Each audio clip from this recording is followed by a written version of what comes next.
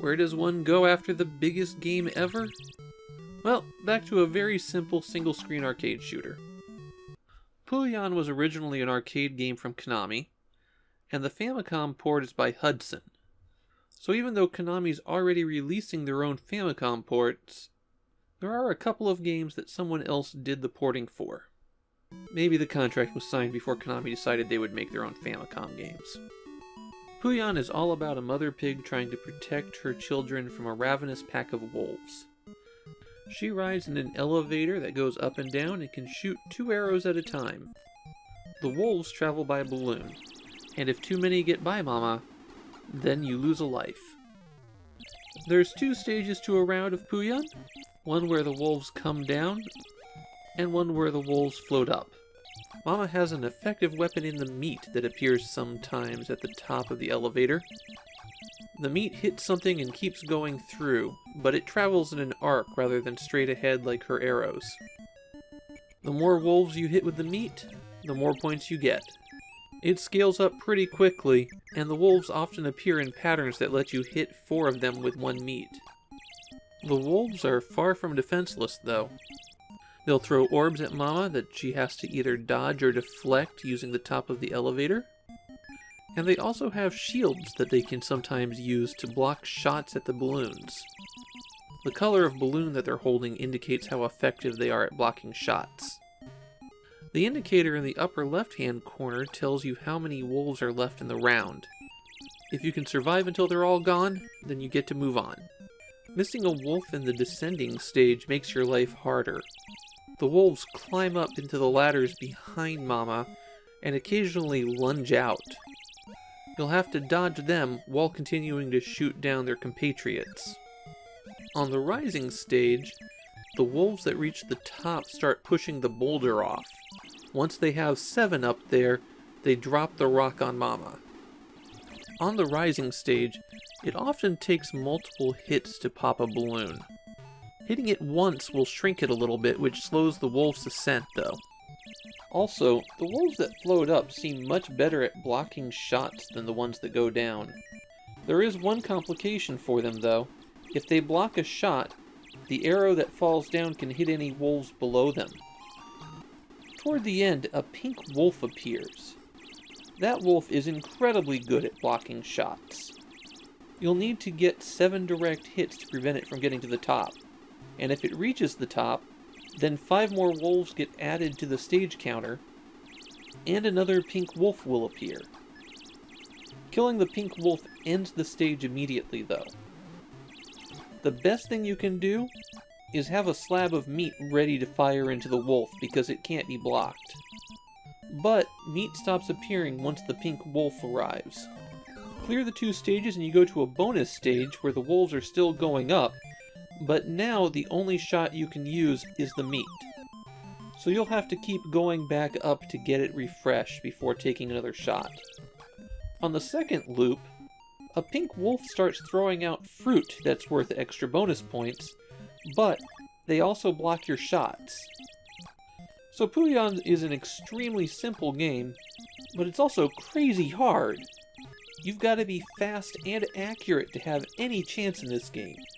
There's a lot going on as you play Pooyan, and that can become a bit of a problem.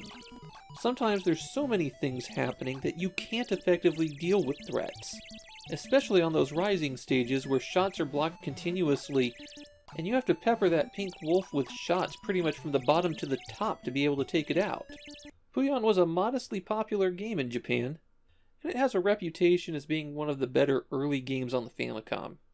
It is a pretty good port of the arcade game, and it really gives you a solid challenge.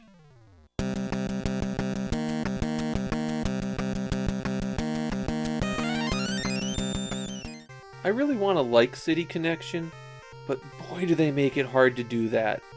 Believe it or not, the title of this game is a pun. You're not only connecting between cities, you're driving a Honda City, a car that was wildly popular in Japan at the time and thought to be a bit sporty, although personally I don't see it. This is a maze chase game that originated in arcades, and Jalico seems to have done the porting themselves for it. As a maze chase game, your goal is to run over the entire platform, painting all of the surfaces white. You're playing as Clarice, a 15-year-old Californian girl who loves fast cars and hunting for men around the world. That's right, the game's about being a fast-driving 15-year-old girl who's on the hunt for a boyfriend. In the US version, she's been replaced with a man. The Famicom version halves the number of background graphics to 6, but there are 18 distinct mazes. The police are trying to stop Clarice's boy-crazed rampage. Clarice has a weapon to use against them. She can pick up oil cans and then launch them from her car to make the police spin out. Colliding with a cop while they're spinning will knock them out. And if there's more than one cop spinning, you can knock them into each other for extra points. Something important to know for Score Attack is that knocking out the police cars is worth far more than driving on the road. For knocking out one solo police car, you get 2,000 points. There's also this cat that appears on the track. Yeah, it's a cat, I know it looks like a baby. You can't shoot it, and any collision will knock you out. Finally, there are these spikes that appear if you drive on one level for too long. And let's talk about that driving, because that's where we're starting to get into troubles with City Connection. There's always 4 tiers to every level, and it can be extremely difficult to jump in between them. You have to press up and jump to go up between tiers, and you have to start your jump before your destination is on screen, otherwise you'll collide into it and fall back down to your current level. So basically you have to do blind jumps everywhere. It's pretty difficult to drive over the edges of platforms without falling off. Movement is kind of stuttery in City Connection, and that makes precise movement pretty hard to do. There is a trick you can do as you go off a ledge. If you start turning immediately after you go off, then you can steer yourself in the air. You can backtrack to land on the platform right below you, or you can just swivel there a bit to go down multiple levels. Keep an eye out for these red balloons that appear. Once you manage to collect 3 of them, you automatically advance 3 stages. The level skip drops you exactly where you were rather than having you start the stage fresh. A quirk to the movement in City Connection is that you can press in the direction that you're driving, and that will make you go faster. Perhaps the biggest trick in City Connection is that anything that goes off screen ceases to exist. So you can swerve back and forth to make the police cars and the cat appear and vanish. The bottom floor of each level is always continuous, so generally speaking, it's better to do that part last. You can't jump while she's doing that wheelie. So generally, it's better to keep going straight and try to go over obstacles in that direction. City Connection has an odd legacy for a game.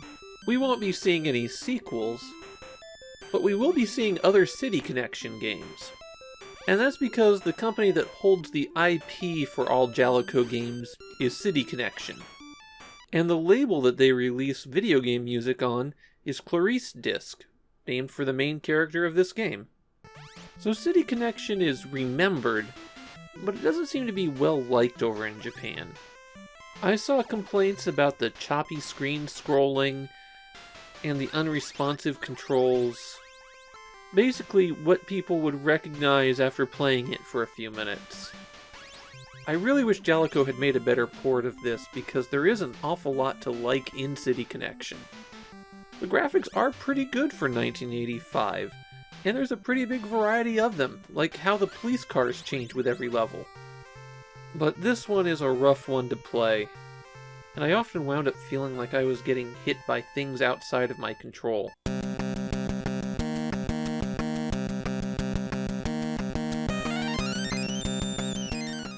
Konami is back with the other half of Track and Field. Hypersports is the partner of Hyper Olympic, and I get the impression that Konami went, "Oh, they thought Hyper Olympic was easy, huh? Well, let's just see how easy they find this." You could beat Hyper Olympic without a cheater rapid fire method. You cannot do that with Hypersports. And unfortunately, my Joy Ball has yet to arrive, so I was relegated to hitting the button as fast as I could with my hand. And I'm not joking about it being impossible to play without some kind of assistance. Let's watch this compilation of all of my faults when I tried to do the triple jump, the second event.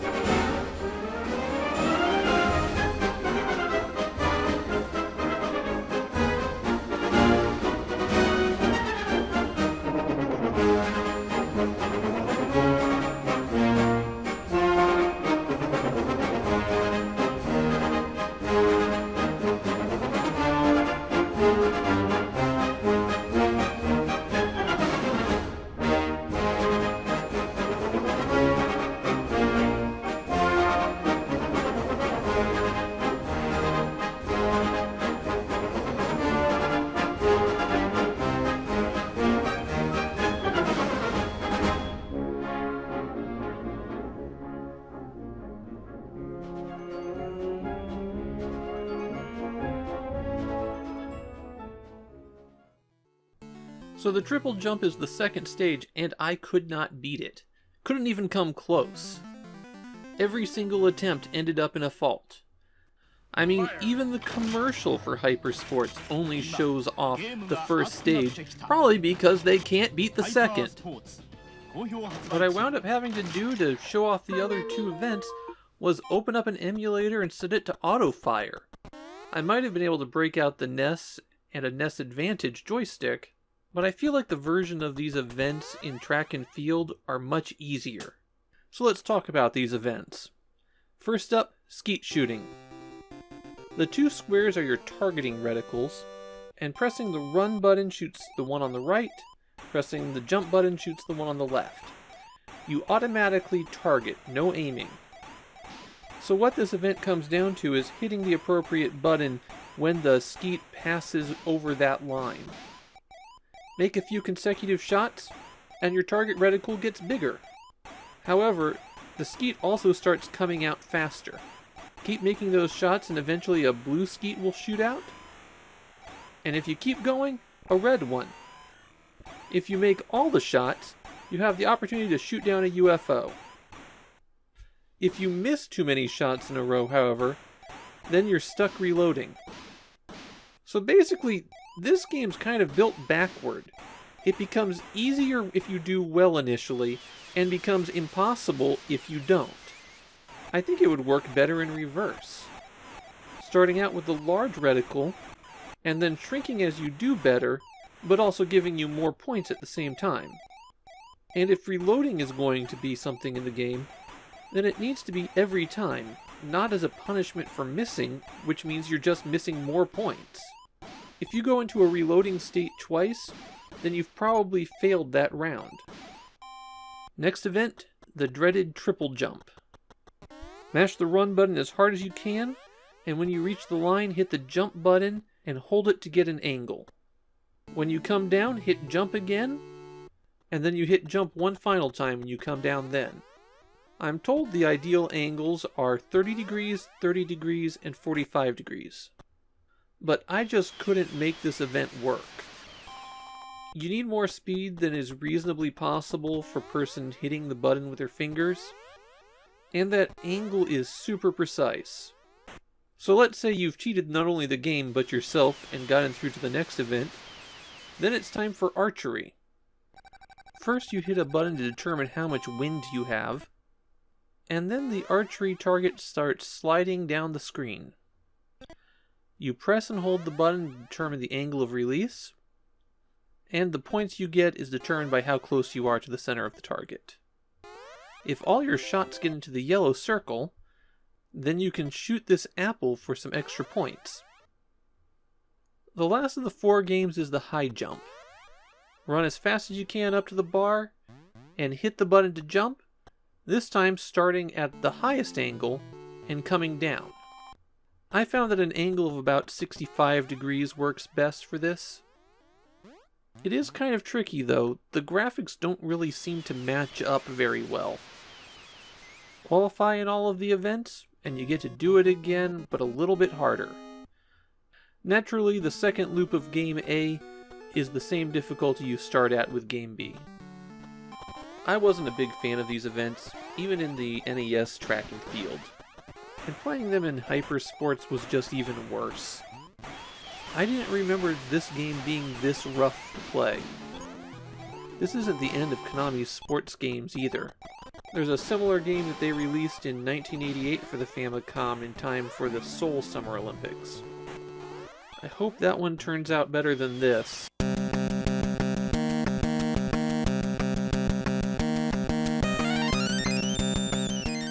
It's time for Sunsoft's second Famicom game, and it's one of the very few Famicom games that they released that didn't have their name embossed into the cart. Sunsoft is following in Namco's footsteps here. Route 16 is a very early arcade game, and rather than just port it, Sunsoft rebuilt the game to make it something a little bit bigger and better for consoles. That was a smart choice. There's a reason that nobody remembers that Route 16 existed as an arcade game. Route 16 Turbo is a maze chase game. It's similar to Rally X in that you're driving a car around the maze. Every level in Route 16 is made up of 16 smaller levels. You drive out the side of one of the smaller levels to go to the big map, and then enter one of the doors in the square to go to the small map. The game has a story. The villainous group Kanharu is stealing money from everyone around the world and hiding it in their secret base. You've driven your car Mad X into that secret base to get all that cash out. But Kanharu has filled their base with automatic attack cars and evil monsters. Well, I never said it was a good story. So your goal on every stage is to collect all of the cash. You can see the cash on the big map, so what you'll mainly be doing is popping into a square, grabbing the cash, and trying to get out again before the other cars show up. A lot of those little mazes are death traps if cars get in there with you. You do have a weapon you can use against the cars. There are checkered flags in the mazes as well. Pick those up and the cars turn red, and you can run them over for some bonus points. The time that they stay red is quite a while too. Watch out for the monsters though. You can never collect them. In the mazes, you'll also find rings that are worth a few extra points, but they don't show up on the radar. And these blobs that require you to collect the smaller spots around them to turn them into something. Pick up the wrong small blob, it turns into a bomb, but pick up the right one and it turns into a bag of cash. Some of the bags of cash turn into an oil slick and then back again. If you run over that oil slick, it just slows you down. You've got a limited amount of fuel with which you can collect all the treasure with. It starts out at 1,000 and ticks down pretty quickly. You'll find gasoline in the mazes as well that you can pick up. A useful trick that your car has is by pressing the A or B button, you'll accelerate. That can let you outrun some of the other cars, but you burn through your gas pretty quickly. There are 9 stages in Route 16 Turbo, and the challenge ramps up pretty quickly. By stage 4, no more checkered flags appear in the maze. And as the stages go on, you have to collect more and more treasure to complete them. Stage 9 is the last stage because there's so much treasure that you cannot collect all of it.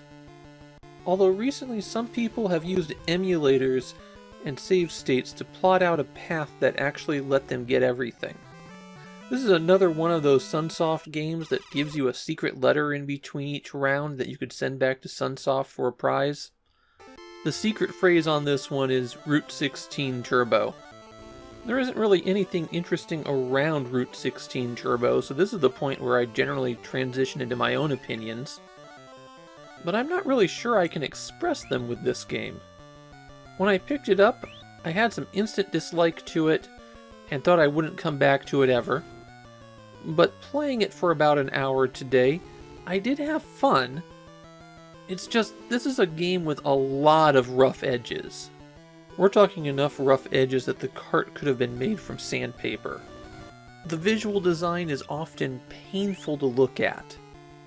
A lot of these small mazes are really hard to look at. There's also the issue that once enemies close in, it's pretty hard to escape them, and you can't see them as you're exiting the maze. You could leave a room to find yourself already trapped with nowhere to go.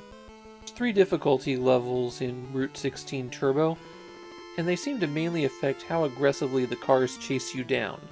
The car AI seems to do kind of a random wander until it gets close enough to you. There's no shame in playing on easy, since half the things that make your life difficult here are things that are out of your control. So I guess in the end here, Route 16 Turbo is a game that you can find some fun in, but I really wish it was better.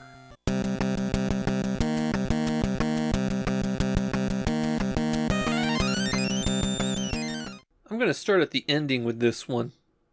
Challenger is not a good game. The flaws in it are deep enough to make it unenjoyable. That said, it's an incredibly ambitious and important game for the Famicom. Challenger is a sprawling action-adventure game that opened up people's eyes to the potential of video games. You could give players a big world to explore. You could have multiple game modes that link together. You could give players a quest and let them see what they could figure out. It almost feels like a prototype for Legend of Zelda. And we're going to see a lot of games follow in Challenger's footsteps. In Challenger, you play a globe-trotting archaeologist adventurer who has gone to a mysterious island. Once there, he witnesses the kidnapping of Princess Rosemary by the evil Don Waldrado. They escape, and it's up to the archaeologist to recover a ring, crown, and key so that he can rescue the princess.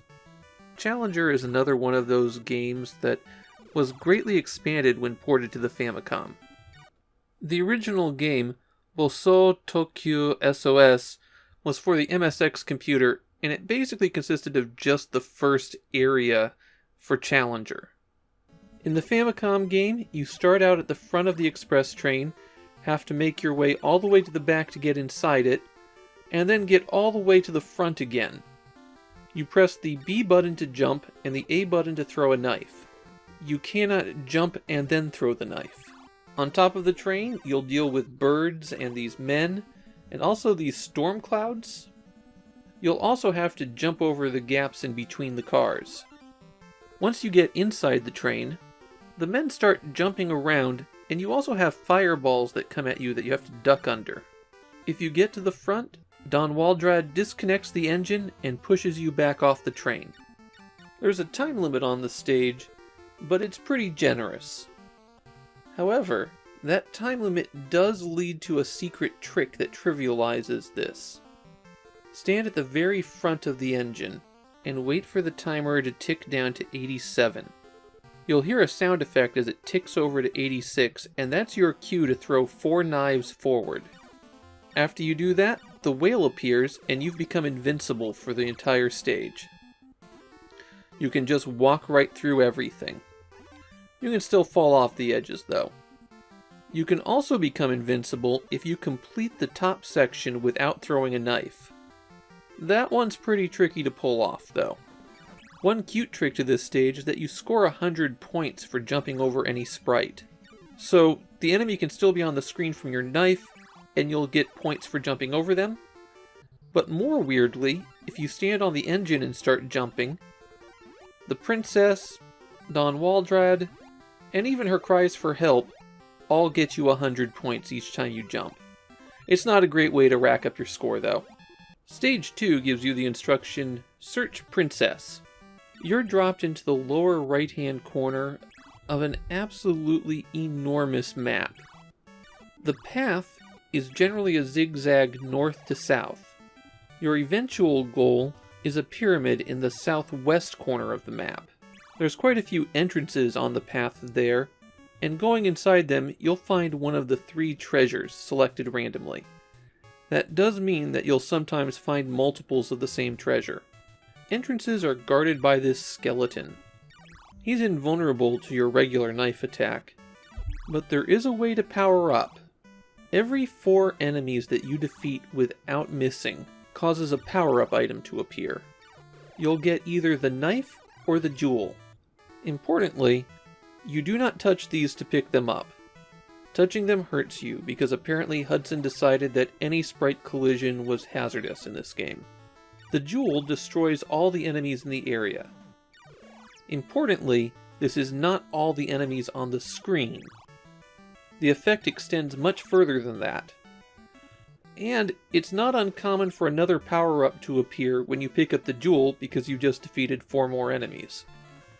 The knife makes you walk faster, and now your own shots defeat anything. So now you've gotten into a cave. Your next goal is to hop across these 4 water spouts. Watch out for the fireball at the bottom. It'll sometimes jump up. The timing on that fireball depends on which water spouts it's in between. Between the first 2, and it jumps every 3 seconds. Between the last 2, and it jumps about every 15 seconds. You can't just turn around and exit the cave once you've entered it if you see a treasure you've already collected, so you'll want to go forward and collect the treasure. But that's a good idea regardless, because collecting the treasure makes that cave your respawn point when you die. You jump back across the water spouts to exit the cave, but as long as you've touched that treasure, this becomes your respawn point. Entering a cave resets the clock and gets you some health, so it's a pretty good idea to use them. On the overworld, enemies spawn infinitely, and sometimes that's not too bad. It does lead to the biggest problem with Challenger though, and that's the fireballs. See these fireballs? They're invincible to your regular attacks, and they tend to spawn in narrow gaps, and they chase you down if you get too close. And there's no invincibility after you get hit. So you are going to get stuck in a narrow gap with a fireball and just get killed, and there will be nothing you can do about it. The best trick I have is to hang out just outside of their spawn areas. Defeat enough enemies to make the jewel or the knife appear, and hopefully you'll clear enough that you can get through them. There's a lot of wild features in the overworld, but I'm going to just point out 2 things you should know. All the holes in the mystery area kill you. None of them are actually entrances.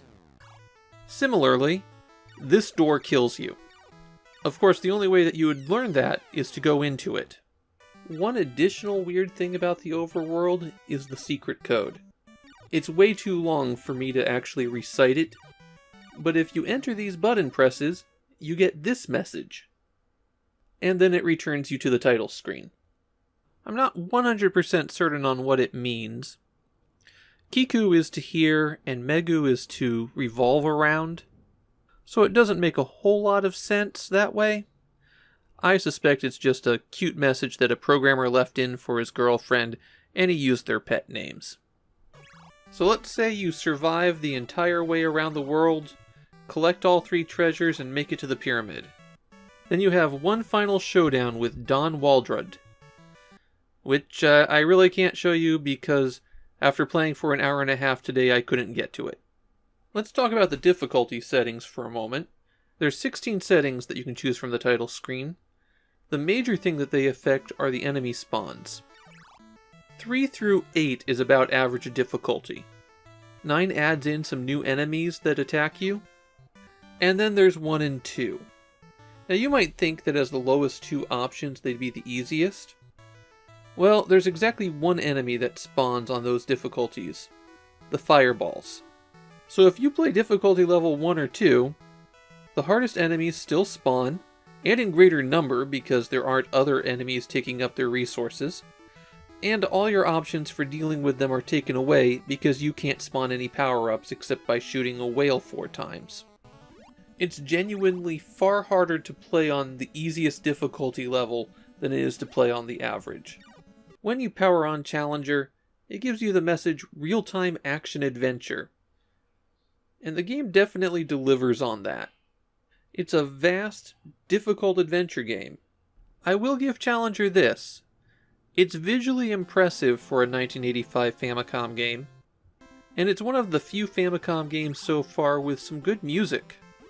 This is a good-looking and good-sounding game.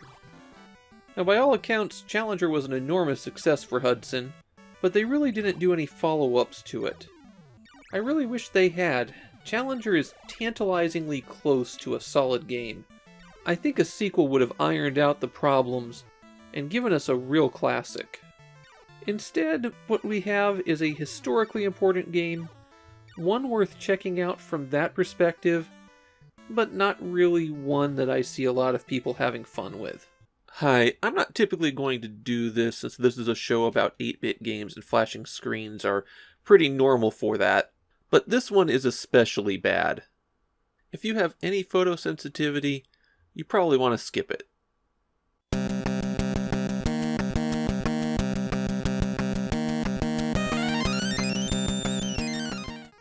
Here we have a game that people have been making fun of on the internet for as long as people have been making fun of bad old games on the internet. Kinnikuman Muscle Tag Match, or Muscle if you're in the US, is Bandai's first Famicom game, and it's a good example of what the second most prolific publisher for the system brings. Licensed games farmed out to the cheapest possible developer and dumped out on people. There are a handful of Bandai games that I find to be okay, but they are few and far between. For the uninitiated, Kinnikuman is a comic and cartoon about super-powered wrestlers that is hugely popular in Japan and has made almost no impact anywhere else. In the US, we got toys based on the series called Muscle, and a while back there was an attempt to bring it to the US under the title Ultimate Muscle that seems to have vanished without a trace. The Famicom game is about as straightforward as you can get. You pick out 2 people to be your tag team, and then you beat on the other tag team until the energy bar runs out.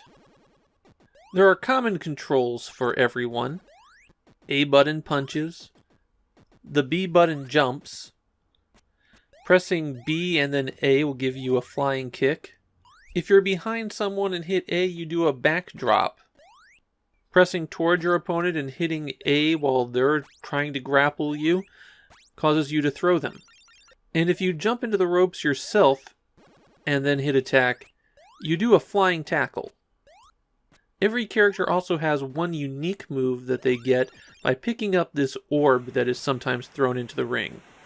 For some of them it's just a stronger throw, but for a couple there's new attacks.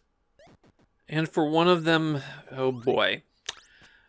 So, one of the characters is Brocken Jr., and he's a Nazi. That's not a metaphor, he is a Nazi. And his special attack when he gets the ball is the Nazi death gas attack. In the US version, he's replaced with Geronimo, and I think this might be the only time where a racist stereotype is an improvement. One more thing about the orb attacks. Landing them restores some of your health, so it's absolutely vital when you play to get the orbs and not let the opponents have them. If you want to switch out with your partner during a match, you have to retreat to your corner and hit the jump button. You'll probably want to prevent your opponent from doing this when they're low on health also. There are 2 rounds in every match. Beat both rounds and you move on to the next one. The tag teams that you fight against are randomly selected from the 6 remaining competitors. And there's 3 matches to clear all 6 before the game cycles again. The first match is in the standard ring. The second is in an ice ring where you slide around. And the third match is in an electrified ring where touching the ropes will hurt you. If you're on the ropes, you have to hit B to jump away. Otherwise, you just stick there and die. So you know what Kinnikuman Muscle Tag Match really needs? A tier list. Obviously, Brocken Jr. is at the bottom for being a Nazi and including a reference to real-world genocide in his attacks. Above him is Ramen Man. He's mainly down here because his power-up attack is totally worthless and can't connect with anything. Also down there is Kinnikuman himself. He's one of the slowest fighters, and speed is really king in this game. Sharing the next tier are Buffalo Man and Wars Man. Their special attacks are relatively limited. Buffalo Man is worse without the special attack, but his special attack is stronger than Wars Man, while Wars Man is faster in regular combat and has a worse special attack. Now we're getting into the actually good characters, for certain low values of good. Terry Man and Robin Mask are solid all-arounders, and their special attack is going to knock somebody pretty hard. But the absolute top tier is Ashra Man, who's both strong physically and has a devastating special attack. So, in case you haven't been able to tell from the gameplay footage, this one is miserable to play. You basically flail around wildly and hope something connects. The orbs have a bad tendency to swing the match wildly, and the lack of any definition on the characters makes this really hard to look at. I don't think there's any 8-bit wrestling game that I really like, but this one is just a disaster. However, it was insanely popular in Japan. 1 million copies of this game were sold. It's the 31st best-selling Famicom game ever, and it acts as kind of a herald to the dark side of these video games. Get a license, make something cheap, and sucker some people into buying it before they realize how bad it is. Everyone has been burned by this, and Bandai are the masters of it on the Famicom. Of course, this isn't the end for Kinnikuman games. He's a popular property, so there are dozens of them. No more on the Famicom itself, though. There is one on the Famicom Disk System that, by virtue of not being Kinnikuman Muscle Tag Match, is a better game. There are some variants of Kinnikuman Muscle Tag Match out there. There's this version of the cart that was included with a storybook. And there are these golden carts. They were prizes for kids who won a Kinnikuman tournament. And as part of the prize, each one of these 8 golden cartridges had one of the characters in the game removed and replaced with the kid's favorite character from Kinnikuman. So there are 8 unique variants of Kinnikuman out there, and none of them have ever been dumped. Only 4 of them have ever been verified with what characters get replaced. If you want one of these carts, the last time one went up for sale it went for over $100,000. That is a lot of money for such a terrible game. One of the things I don't want to do here is just dismiss games out of hand because of their reputation. There's a lot of perfectly solid games that get dismissed because they don't match up to modern expectations. Not Kinnikuman, though. Kinnikuman is exactly as bad as its reputation.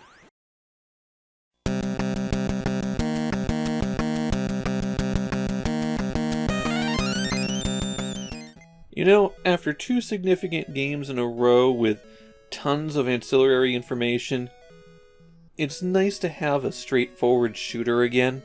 Sky Destroyer is Taito's 5th game for the system, and it's the first one that I feel is technically solid. Elevator Action was a Micronix port and was loaded with bugs, and Jack and Pop came up short in a lot of key areas.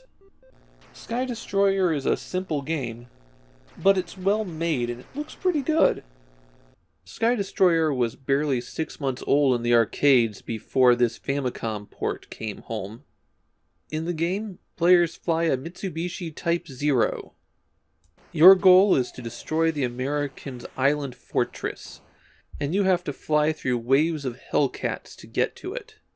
So I think this gives you an idea why Sky Destroyer was never released outside of Japan.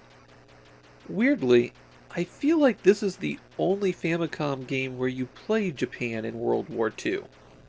There is one strategy game that I can think of where you play as the Germans, but a lot of the Famicom's military games have you play as Americans. You'll be flying all day and all night to get to the naval fortress. Each section is 88 seconds long, and after 60 seconds they switch over to a new mode. So you have to play the game continuously for almost 6 minutes before you get to the fortress. You start out with a rapid-fire machine gun that shoots as you hold down the button, but it breaks down after 88 seconds. After that, you'll have to tap the button rapidly to fire. You get the machine gun back when you die, so that timer can run out while you're in the middle of a time cycle. After playing for 60 seconds in a time cycle, the Hellcats turn red and stop firing at you. This is your opportunity to rack up some bonus points.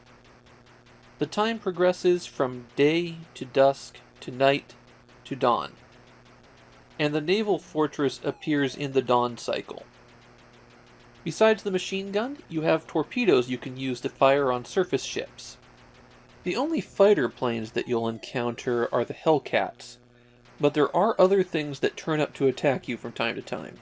A battleship can appear that moves fast and fills the sky with bullets. It's pretty tough to hit this one with your torpedo. Another ship that appears is the aircraft carrier in the distance.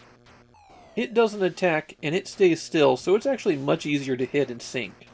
Finally, a B-24 bomber can appear. You have to hit all 4 engines to take it out. With the ships appearing low and the bomber appearing high, there will be something that appears close to you no matter which position you go for. If you manage to destroy the island fortress, then you get a bonus stage where you have the opportunity to shoot down more planes that won't shoot back at you. And then you start all over again with the day cycle. I've got a few general tips for Sky Destroyer. First, I found it generally easier to survive up rather than down. The way the planes approach means that the lower area tends to get more bullets than the upper area. Second, this game has a cheat code. If you hold down Start and Select and press Reset, then you become invulnerable. You can still crash into the ocean though. And that's Sky Destroyer, a pretty simple game, but it's also kind of effective. It does only one thing, but it does it pretty well. Compare this to the similar gameplay of Gaimos, and you can see how much better Taito is at this. And it looks a lot better than the previous attempts to do this kind of game. I kind of like how planes that you shoot down in the distance spiral down toward the ground. And now I'm going to walk back my praise a little bit because the extremely long gameplay and the tendency to fill the screen with bullets that come from off-screen wind up making Sky Destroyer kind of tiring to play. But hey, if you're going to play it for 10 minutes and then go do something else, you could do worse.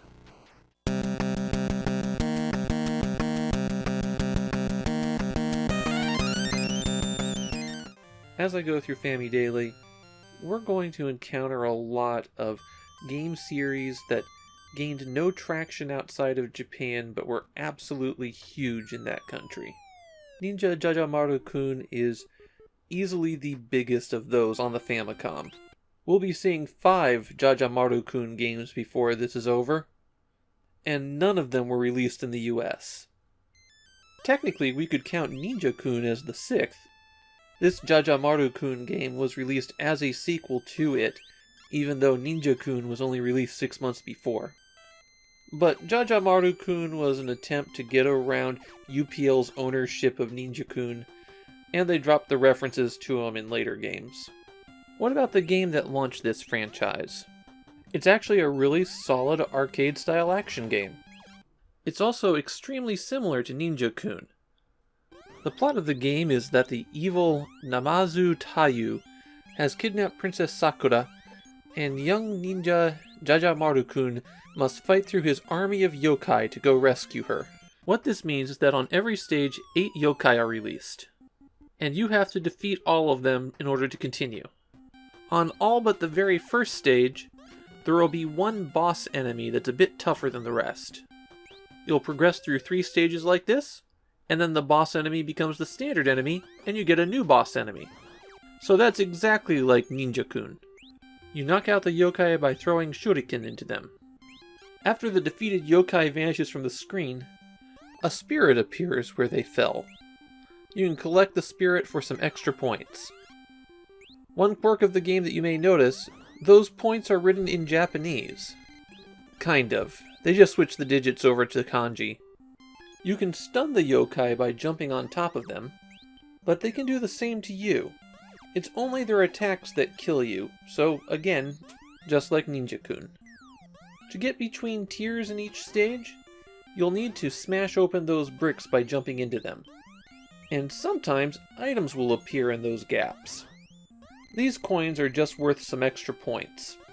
You'll want to avoid jumping into these bombs. This doll grants you an extra life. And then there are 4 types of power-ups. There's this potion that makes you invisible. You can run straight through enemies and their attacks, but you'll still need to attack to hurt them. This orb makes you move faster, and it's pretty good for running up behind enemies and getting them in the back. Unfortunately, the orb also has the side effect of making the already jerky scrolling even more jerky. The shuriken extends the reach of your own attacks. Finally, the minecart lets you plow through enemies, knocking them out with that. You're invincible while you're in the minecart, too. Naturally, all of these power-ups only last a short time. The real reason to collect the power-ups, though, is that once you collect 3 different types of power-ups, the giant frog Gamapakun appears, and Jajamaru-Kun can ride on his back and gobble up all the enemies on the stage. Gamapakun would become the series' iconic mascot. And honestly, stomping around the stage on a giant frog and eating all the enemies is a lot of fun.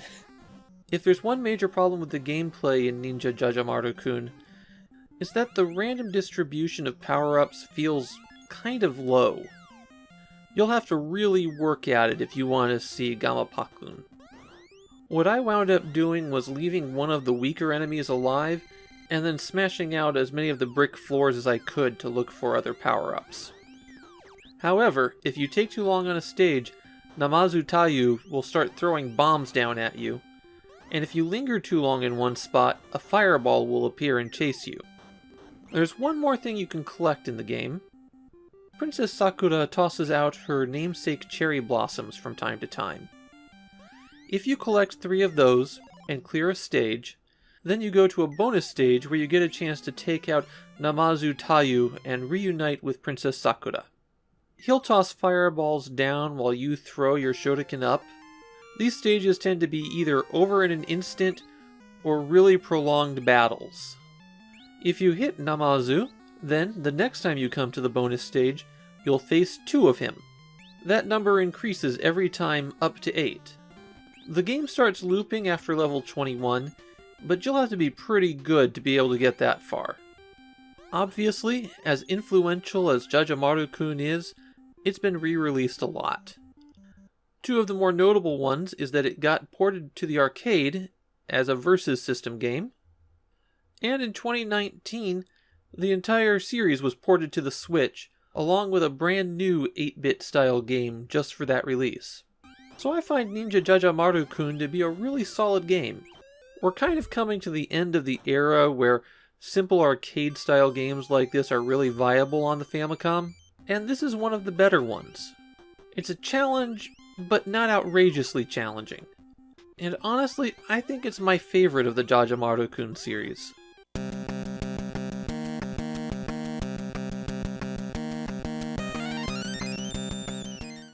November 21st, 1985 was a big day for the Famicom. It was the first time that we got 4 games in a single day. Each of the 4 are minor games that have some odd significance. And I'm going to start with Pachicom because it's the one that has the most obvious significance. It also happens to be the worst of the 4, and it's the worst Famicom game we've seen so far. Pachicom is obviously short for Pachinko Computer. It's the first of many Pachinko games we're going to see on the Famicom. And as the first Pachinko game, it was actually a bit of a hit in Japan. To give a 30-second summary of Pachinko, it's Japan's national gambling obsession. Casinos dedicated to it can be found on virtually every block. The game has changed a lot in the past couple of decades. But in the 80s, pachinko were electromechanical machines. You got a bunch of little silver balls that you pumped into the machine and launched into a pegboard area. If a ball goes into a hole, more balls come out of the machine.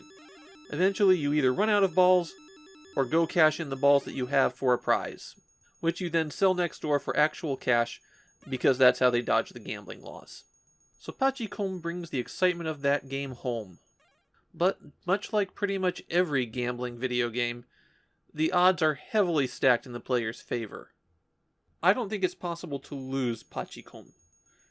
I intentionally tried to make balls not hit targets, and I still scored enough to keep my total growing. There's two different game modes, one where your goal is to score 3,000 balls as quickly as possible, and the other where you have a fixed time limit to run up your score as high as you can. Both of them are excruciatingly long.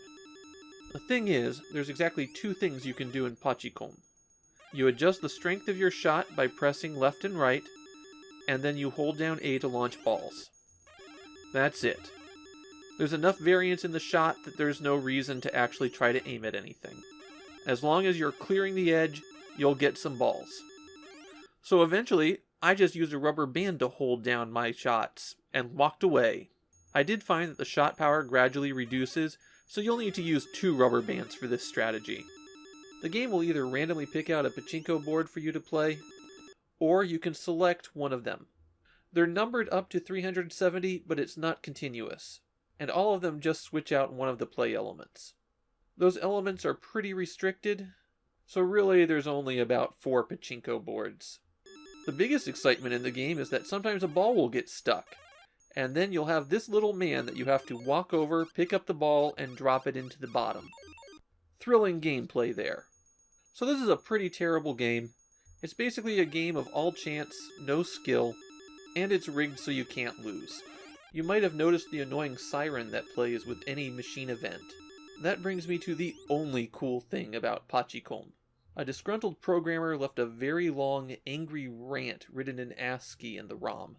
Of course, since this is Pachicom, it's still only the second best angry rant hidden inside a Famicom game. And now I will perform a dramatic reading of the angry rant, based loosely on the Cutting Room Floor's translation of it. I'm gonna say what I want here. Mr. Gohara from JPM does absolutely nothing but give me all sorts of crap. Shut up, you idiot! Deg, Nana, Koya from Company T, you idiots say one thing, and then something else later all the time. I spent all night doing what you told me to. Don't say to me it was better before. You select to put the joy right? That'll make it +1, you moron. You're an audio company. Quit ignoring pachinko sounds and trying to put these weird things in instead. Do you want it to be this hard to hear the balls? I've left the previous sounds in, so edit this if you want to hear it. Set hex address AFFC to 1FAF and AFC4 to E0EE to get decent sound. Company T, you jerk. Go, you idiot. Anybody can tell you what sounds good. Does N Corporation really develop with Company I's Pro S80? I'm shocked they can make stuff on that weird machine. Do they not use any art tools either? If you're sick of doing things that way, I'll sell you Bear's art machine and debugger for 5 million yen. Call me at 03-864-6880. That's cheap if you want decent art. Why did they take out the 6502's decimal mode? It's a decimal computer. Did they screw up the mask cutting or something? Anyone who finds this is a pervert. There's another message hidden in MSX Pachicom. If you're a pervert, buy it and check it out. It's in Okinawan dialect, though. Don't tell anybody you saw this. By YS. So I used an emulator to make the modifications that Mr. Sakakura described. It basically drops the wailing noise out.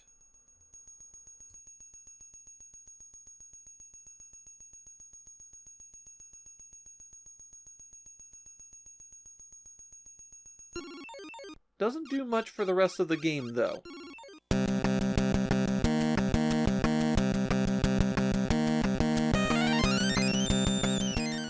The second big game from the November 21st drop for me to talk about is Onyanko Town. Onyanko Town is the final game that I'd consider to be a maze chase game on the Famicom. But that's not why it's significant. Onyanko Town is the first game from unfortunately prolific 8-bit publisher Pony Canyon. They're best known for not especially good ports of computer games, especially Western RPGs. The thing is, Pony Canyon's primary business wasn't in making video games. They were a record label first, and in 1985, their biggest act was Onyanko Club. They were one of those giant pop groups consisting entirely of teenage girls. Onyanko doesn't mean anything, by the way, but nyan is the Japanese onomatopoeia for a cat's meow, and the ko in Onyanko Club is the character for child, so kitty or any diminutive pet name for a cat would be a good approximation. In Onyanko Town, Mother Cat Milky has lost her kitten Michael, the name Michael presumably being taken from a comic strip cat that was very popular in 1985. Michael is wandering the streets of the city somewhere, and it's up to Milky to find him and bring him home. However, there are dogs and cars roaming the streets, and Milky will have to dodge them to get Michael back. So Michael is dropped at a random spot in every map when you start the stage. Milky starts from the house, which gets marked with a little cat symbol, and you just have to wander these sprawling maps until you locate him. Milky has a couple of abilities to help her out. The A button can jump, and that will get you over physical obstacles, but it's not a good idea to jump over enemies. They can turn around instantly. The other ability is that she can open manholes. The thing is, you don't have to be standing next to them. Pressing the B button opens the first manhole in your line of sight, no matter how far away it is. If a dog drops down a manhole, you can press B again to close it up after them. Naturally, you get more points the more dogs you stick down in the sewers. So let's say you've wandered the maze and found Michael. Well, now you have two new problems. Picking him up slows Milky's movement speed to a crawl, and she can no longer jump. So you stop being able to outrun the dogs, and you can't get over physical obstacles to get away from them. The number of dogs in the maze increase over time. So if you take a long time to find Michael, who is randomly placed in the maze, then you can have a real tough walk back to your house with him. There's nothing like approaching the corner to turn to your house and seeing a dog walk in from the edge of the screen that you'll never be able to avoid. Milky can also pick up these fish that are found around town. She becomes supercharged after eating one, and can walk through the dogs, knocking them out temporarily. However, a fishmonger starts chasing her, because apparently Milky sets a bad example for her child and steals the fish. The fishmonger will chase you for quite a while, and he closes the manhole covers that he comes across. Milky can also still get run over by cars, or fall down open manholes when she's charged up by the fish. Michael, on the other hand, is completely invulnerable to everything. The other dangerous obstacle is that sometimes when you open a manhole, a snake will emerge. That snake will follow you forever, too.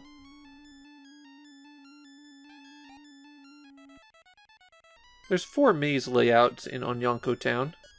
However, the difficulty caps out at the 8th level. I tried a few different strategies looking for some good gameplay tips to give people here. The appearance of the dogs is just too random, though.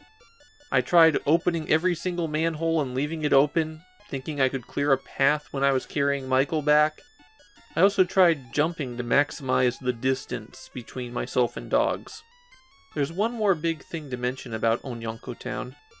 That's the music. Despite being published by a record label, this game is infamous for having absolutely awful music. The song loops about every 8 seconds as well. And that's really all there is to Onyanko Town. It's not hard to see ways that this game could be improved.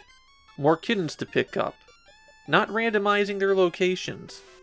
not slowing you to a halt when you have a kitten in tow, giving the dogs more regular behavior patterns, having the fishmonger only last as long as you have the power-up, designing the map with more paths and bottlenecks.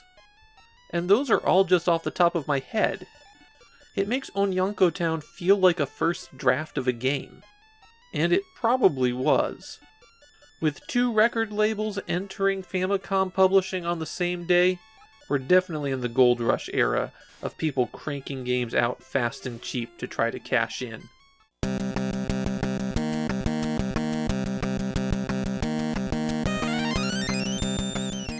Pac-Land is obscure enough in the US that it's easy for someone to not know how important it is.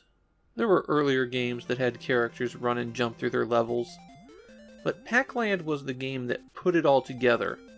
It's the first game that's recognizably a platformer. It's the game that Super Mario Bros. Was copying from. And when it came to the Famicom almost a year and a half later, the port was a complete disaster. Games are going to lose something moving from the arcade to the Famicom, especially arcade games that came out after the Famicom was released. But this one feels especially sloppy. This is bad enough that you'd think it was farmed out to one of those houses like Tosei or Micronix, but the information I found is that Namco developed it themselves in-house. Maybe they rushed development to have it out for the end of the year. In Pac-Land, Pac-Man has found a fairy, and he's taking that fairy back to Fairyland. He'll platform through 3 levels to reach Fairyland, and then journeys back home after being given boots that let him jump in the air. Naturally, there are ghosts after him, and in this game, they ride around in vehicles for the most part. They don't really have distinct personalities either in terms of actions they take. The ghosts in Pac-Land have the American names of Clyde, Pinky, Inky, Blinky, and then there's Sue, who never rides in a vehicle and is always slowly pursuing Pac-Man from behind. Visually, the game is based on the Pac-Man animated series that was airing at the time. The music is the theme from the cartoon, too. The first thing you're going to notice when you try to play Pac-Land is that the controls don't work. Well, not exactly. The arcade Pac-Land, instead it just used 3 buttons. One for each direction, and one for jump. The Famicom version attempts to replicate that. So pressing A moves you to the right, pressing B moves you to the left, and any direction on the control pad makes you jump. There is a secret alternative control scheme though. No, it's not reprogramming your controls in the emulator. If you start the game up, and then pick up the second player controller, the control pad moves Pac-Man, and the buttons make him jump. You can't start the game with the second player controller though, so you'll need to hit the first player start button and then switch. A quirk in Pac-Land is that Pac-Man doesn't get hurt by touching ghosts. He gets hurt by running into them. So Pac-Man can walk on top of ghosts. This applies to any of the large sprites. These spinning logs, you can just walk right on them. Pac-Man has 2 movement speeds. If you just hold down a direction, you walk, but if you double tap a direction and then hold it, you run. Naturally, since this is Pac-Man, there are power pellets. Yeah, those things are supposed to be power pellets. Since there are 5 ghosts, the maximum score you can get for chomping them is 3,200 points. Fruit has a variable score as well. Every piece you pick up rotates through 4 scores. For cherries, this maxes out at 1,000 points. There's also some secret points you can collect. Some actions you take make items fall from the sky that you can grab for extra points. The most challenging of those is waiting until the time runs out. When that happens, Sue rushes in to get Pac-Man, but if you can dodge her, a purple flower is there to be collected. You can also jump over objects that block your path and then push them backwards. That can cause more point items to drop from the sky, or give Pac-Man a helmet that prevents him from being hurt by ghosts dropping things on him. There are no continues in Pac-Land, and you have to score 30,000 points for an extra life. The way scoring scales in this game That's a pretty high hurdle. However, if you're really ambitious with collecting points, there is a warp zone in the first stage. You have to score 10,000 points in the first stage, and then be at the peak of your jump at the end when Pac-Man freezes. I tried out a few strategies for scoring the 10,000 points and never managed to pull it off. Apparently, the best way is to chomp 5 ghosts and collect 4 cherries in the level. Pac-Land winds up being a pretty brutal game. The ghosts have a bad tendency to swarm, and the jumping winds up being pretty sloppy. On stage 5 in particular, the platforming is pretty confusing since it isn't really clear at first that you can walk on those brown sections. Ghosts appear at face height in a serial jump, and you'll bonk your head on the top of the screen if you jump too high. The springboards are another problem. You can hit the jump button repeatedly to slow your descent, but their behavior is kind of flaky. No continues means that there's no leeway to try to figure any of this out. Similarly, the air jumping shoes that you get for the return trip wind up feeling kind of unresponsive. There's 4 trips in the Famicom version of Pac-Land. That makes a total of 16 stages. I enjoy Pac-Land, which makes this Famicom port so disappointing. Everything's shrunken down, but they didn't increase the rate of occurrence for things, and that winds up giving the game a very barren feeling. The ghosts never feel right. There's either too few of them, or way too many, or they're placed in ways that are more annoying than fun. Yet, despite the low quality of the port, Pac-Land was a pretty big seller. Pac-Land is Pac-Man's final outing on the Famicom, and it just doesn't live up to his standards.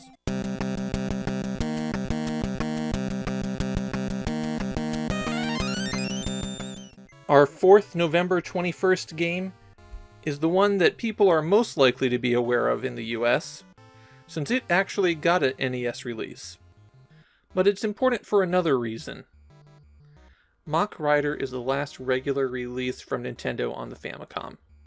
The next game that Nintendo releases for the system will be on November 21st, 1987. So 2 years to the day. The reasons for this are obvious. Nintendo has a new system that's launching in 4 months, and they're bulking up their game library for it. By the time the Famicom Disk System is dying down, they have to prepare for the Game Boy launch.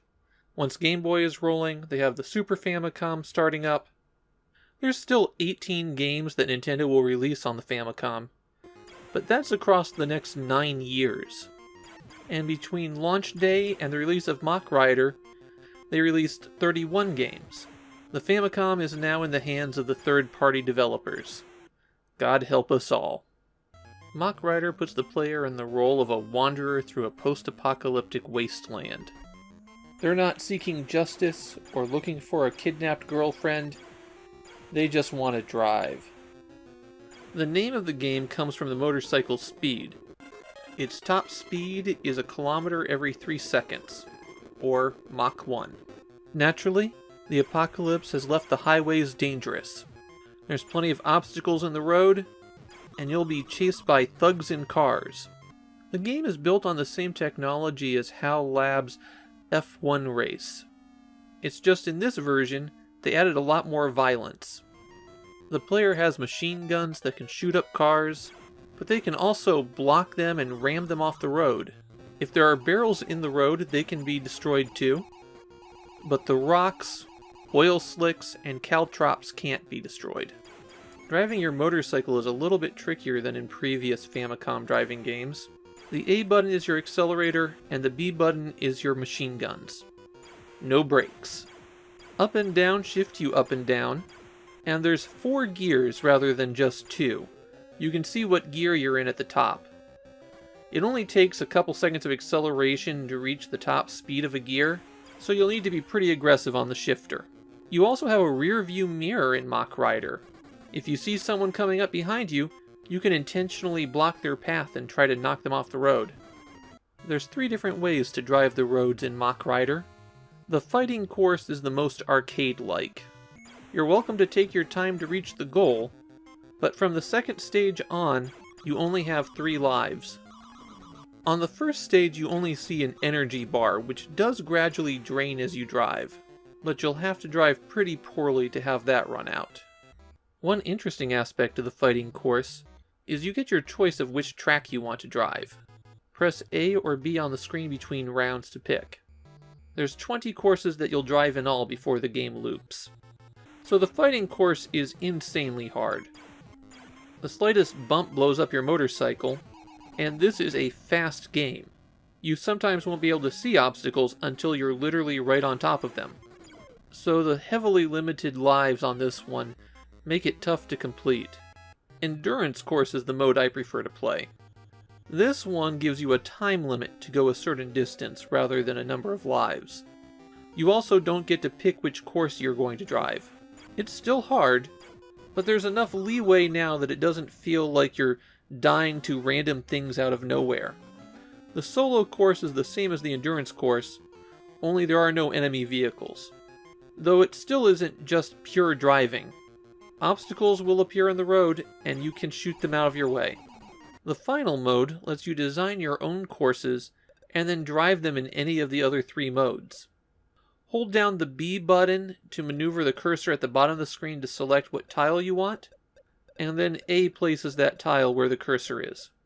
One of the neat things about this is that it only lets you select tiles that will fit. You basically cannot make an invalid course. And naturally, you can save your tracks to the data recorder. Once that's done, pick a mode, and then you'll just drive that course until you get a game over. So it's a simple game, but Mach Rider had a pretty big impact on kids in 1985 Japan. It's remembered as one of the big classics of that era. While in the US, Mach Rider seems to have more of a, "oh yeah, that game exists" reputation. I've always been kind of cold on the game, but playing it today, I can see why it caught on. The Mach speed feels pretty cool. I love the different behavior in the enemy vehicles. So you've got the weak ones, the ones that are slightly armored, the ones that drop caltrops behind them, and the high-speed ones that shoot up behind you and try to run you off the road. On later levels, it actually gives the enemies a bit of a personality, and it makes Mach Rider more evocative of its Mad Max roots. I don't see myself revisiting it very often, but I could definitely go back and play it every once in a while. One last thing to mention before I wrap up. This game got a simultaneous arcade release as a Versus system game. As you complete levels, it gradually fills in this picture of Mach Rider, who, in a Samus-like twist, is revealed to be a woman. There's nothing in the Famicom game to indicate that Mach Rider is a woman, but I don't see any reason why she couldn't be.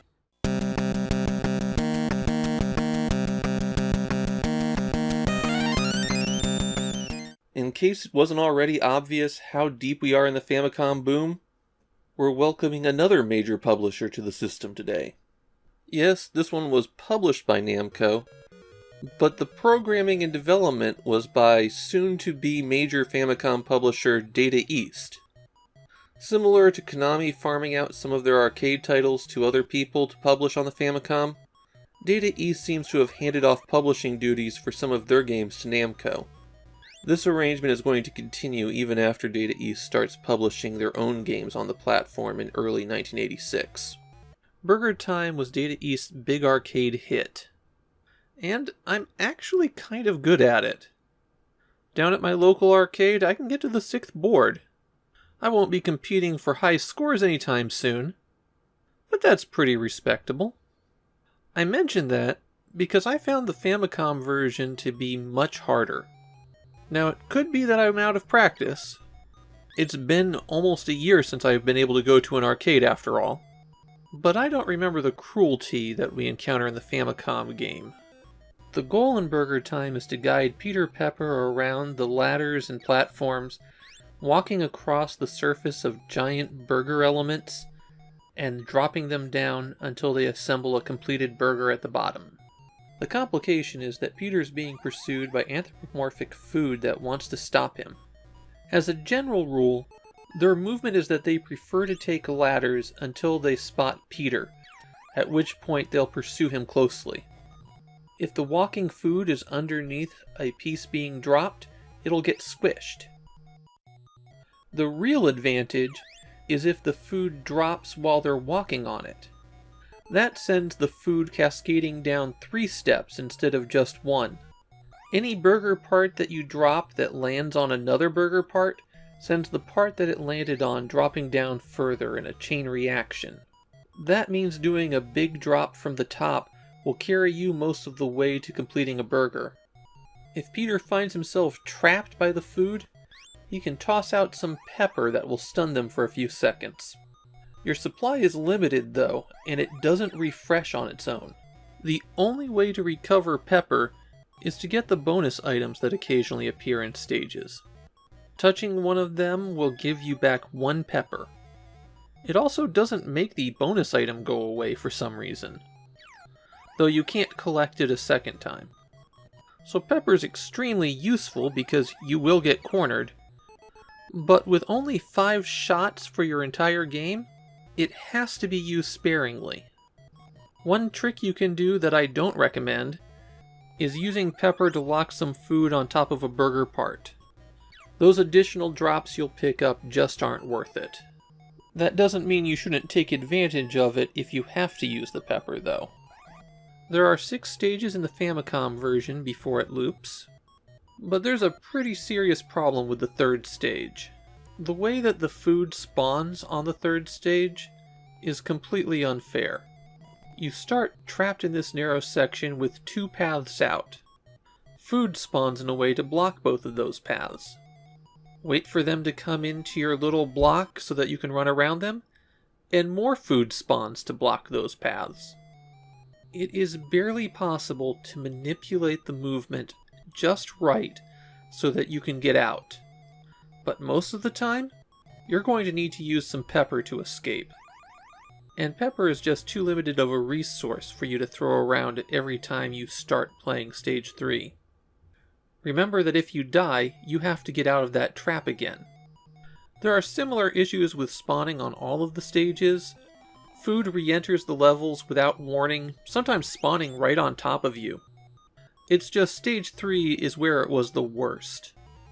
The way the food respawns makes it so that it's not always the best option to kill it. Squishing that hot dog now can mean that you'll run straight into it in 5 seconds. A more effective strategy for clearing stages is to herd the food together so it makes kind of a conga line. There's no variation in the AI, so it's easy to keep them grouped and out of your way. Burgertime is one of those games that got a re-release on the Famicom Disk System, but for some reason, it doesn't seem to have had much of a life past this first game. The few sequels are exceptionally obscure, and none of them are released on the Famicom. Obviously, I like Burgertime, but this version of it feels off. It's fine if you absolutely positively want to play some Burgertime right now, but it's not going to be my preferred version to go back to.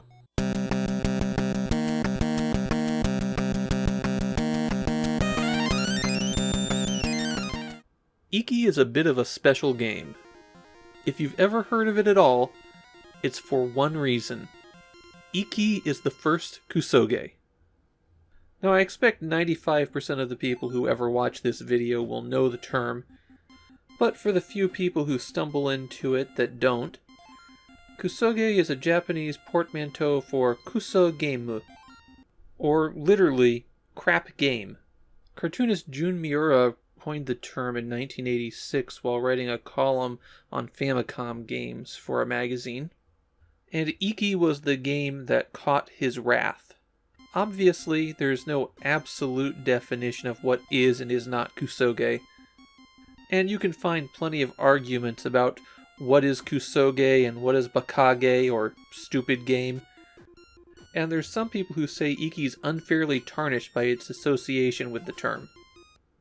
Those people are wrong. Ikki is a perfect example of the unpleasant to play games that have become such a large part of the Famicom's library. Ikki in the title refers to a peasant revolt, and that's the premise behind the game.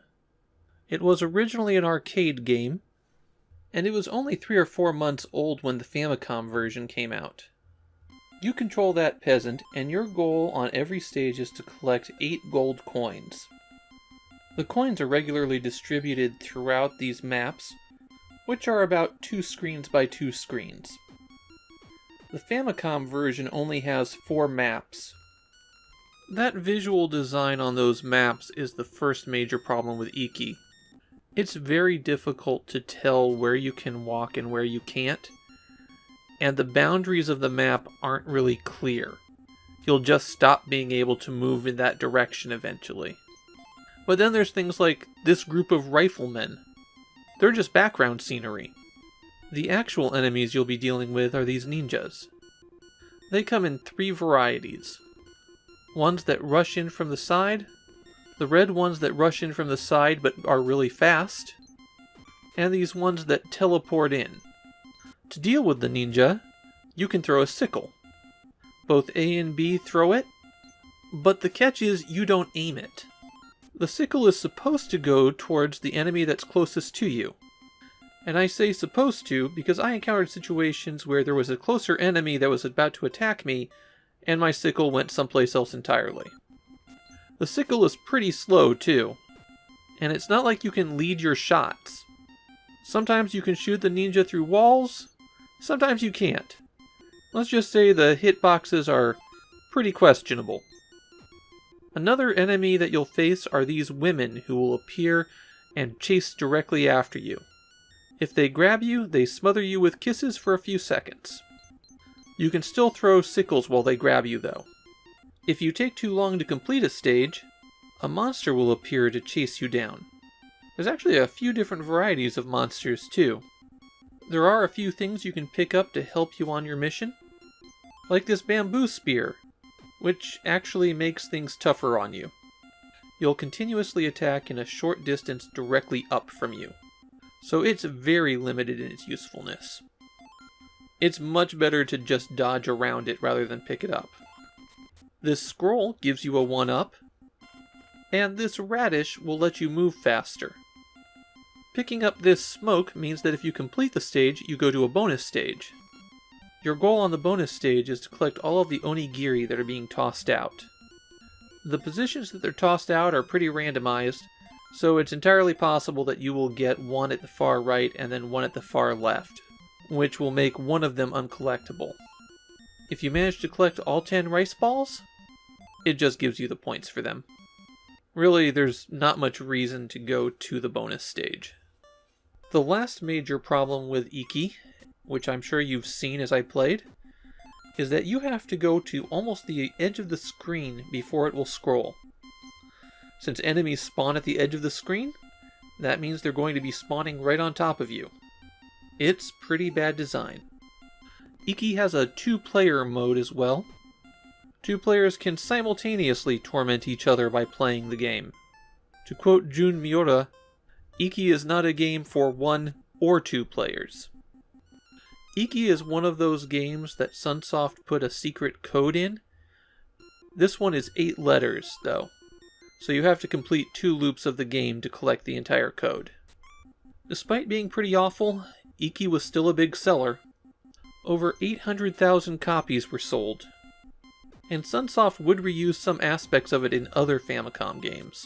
The woman reappears in the first Mito Komen game, and the bonus stage shows up as something that you're required to complete in one of Sunsoft's adventure games. One aspect of the game I haven't talked about yet is the cover art. It was literally drawn by a child.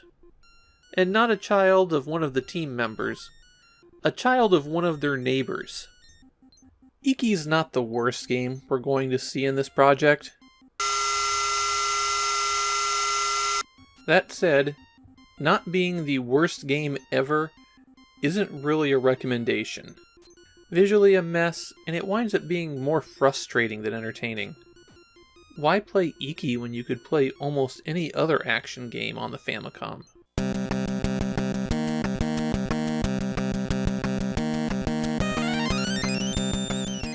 I feel like I've thrown this around a lot, but Portopia Renzoku Satsujin Jiken was a game that changed everything. The title is usually rendered in English as the Portopia serial murder case, even though there's really only one murder in the game.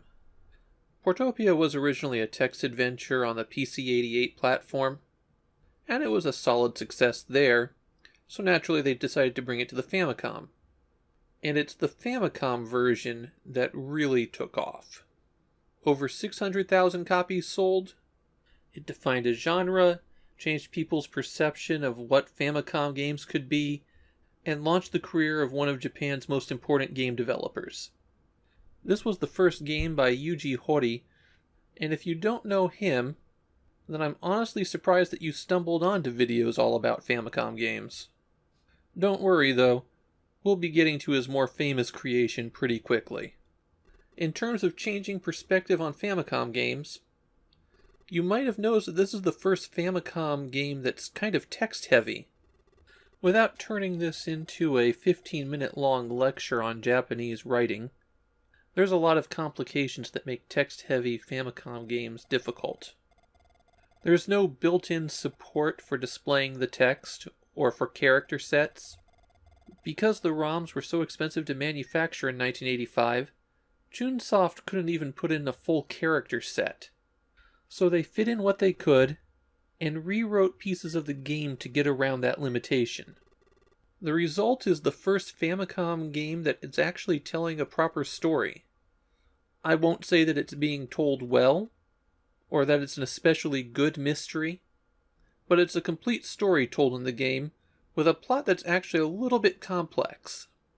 And as for genre defining, Portopia set the standard for what Japanese adventure games would be, and Chunsoft would be the definitive maker of those adventure games. We're going to see a lot of Famicom murder mystery games, and there's plenty of other adventure games too. In a few years' time, adventure games are going to be one of the major genres on the system. Eventually, Chunsoft would streamline their adventure game system, and from that we get visual novels. And this is where all of that began. I'd say Portopia is Japan's King's Quest. And just as that implies, even though it's first, it doesn't mean it's really worth going back to. Okay, I'm 3 minutes into this video and I haven't even started talking about playing the game yet. That's because as an adventure game, there isn't a whole lot to get into on how it plays. The story goes, Yamakawa Kozo, shady businessman and all-around ne'er-do-well, has been found murdered in his home. It's up to you as a police detective and your assistant Yasu to find out who done it. Yamakawa had a lot of enemies. The story takes place in Kobe. Portopia, for what it's worth, is the nickname of a large artificial island off the coast of Kobe. The 1981 World's Fair was held there. The Ferris wheel from that is actually in the background of some of the images.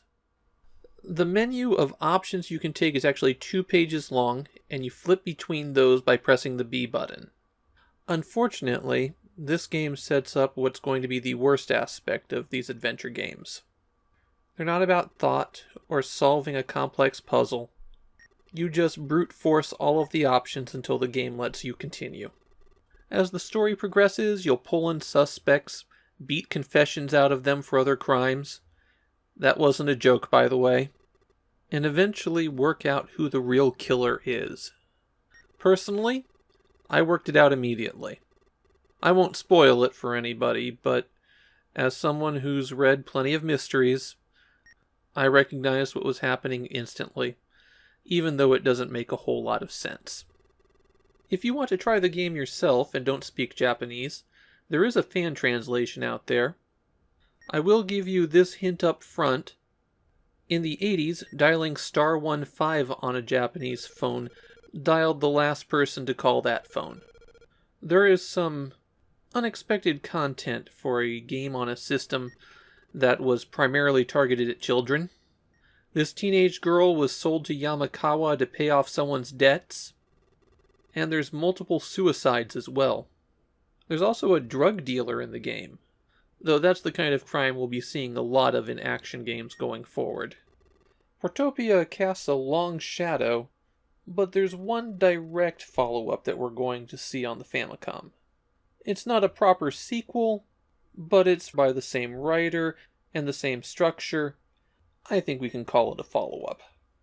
As for this game, Portopia Renzoku Satsujin Jiken is not a good mystery story. It feels like you're one step removed from a lot of things, because you wind up just telling Yasu to go and investigate something or question somebody. You can poke around areas yourself, but there's very little interaction. The parts where you have to point out a spot on the screen are rare enough that I'd rather they just have you select menu options for them. And in the end, the mystery is pretty unsatisfying. I have to mention one more thing before I wrap up. The conclusion of the game features a big maze that you have to explore, and to get the clue that brings everything together, you have to locate this nondescript wall, run into it and identify that it makes the wrong noise, then run into it again to have Yasu note that there's something there, then run into it 2 more times, and then you finally enter the secret room. It is an absolutely terrible bit of design. Portopia is a perfect example of how historically important doesn't mean good.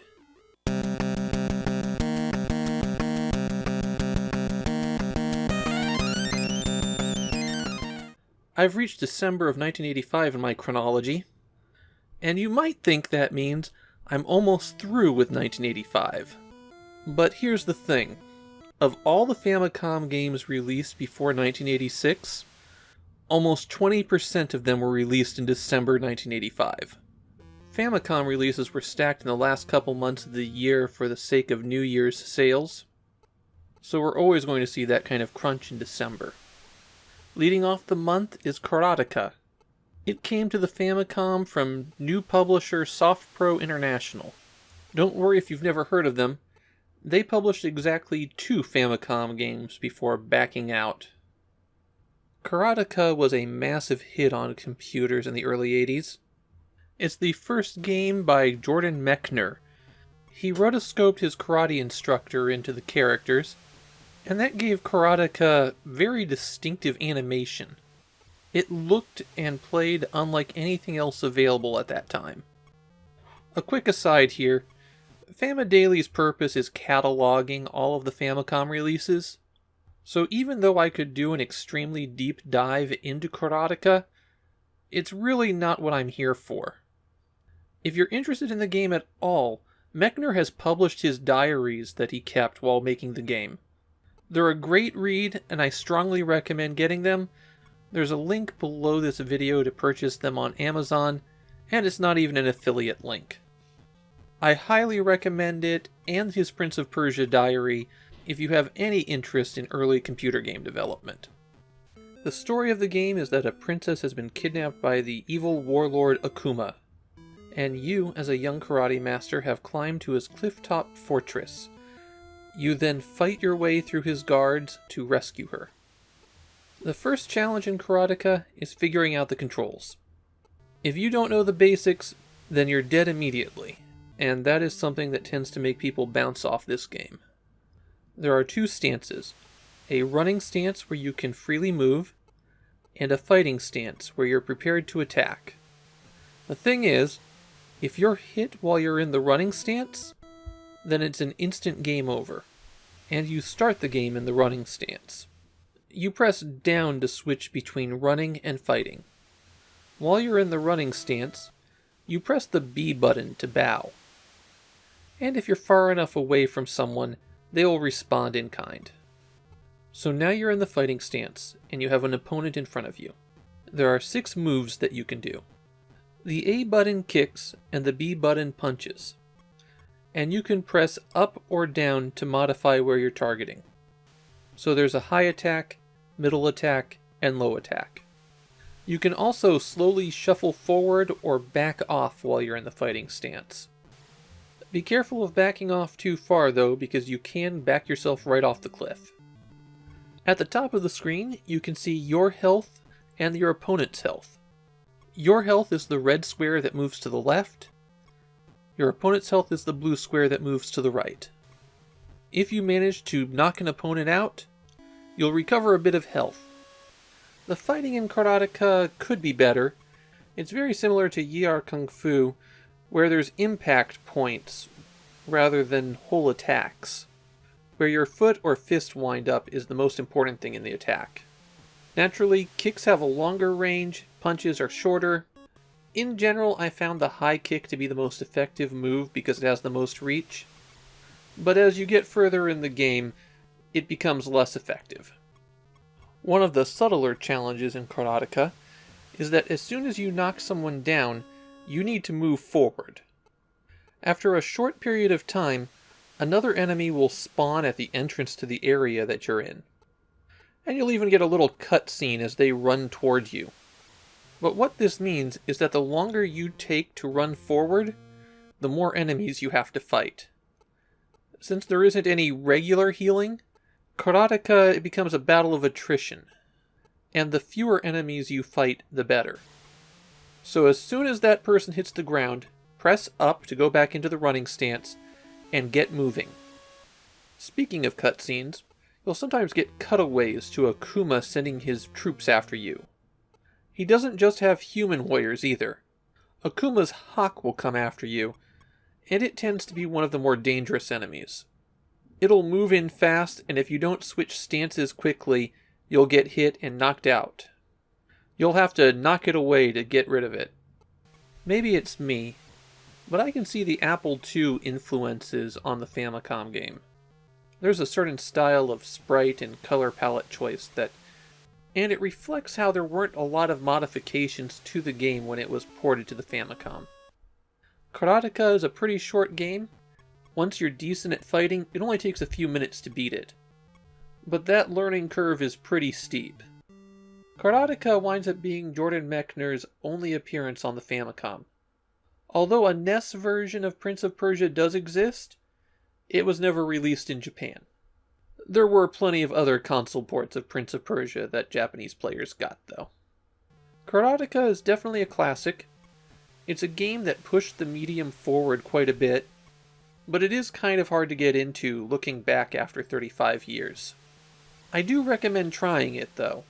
The Famicom port is dead on from the Apple version, and as a cartridge for a popular system, it's a lot more accessible. Once you get over that control hurdle, Karateka is an interesting little game.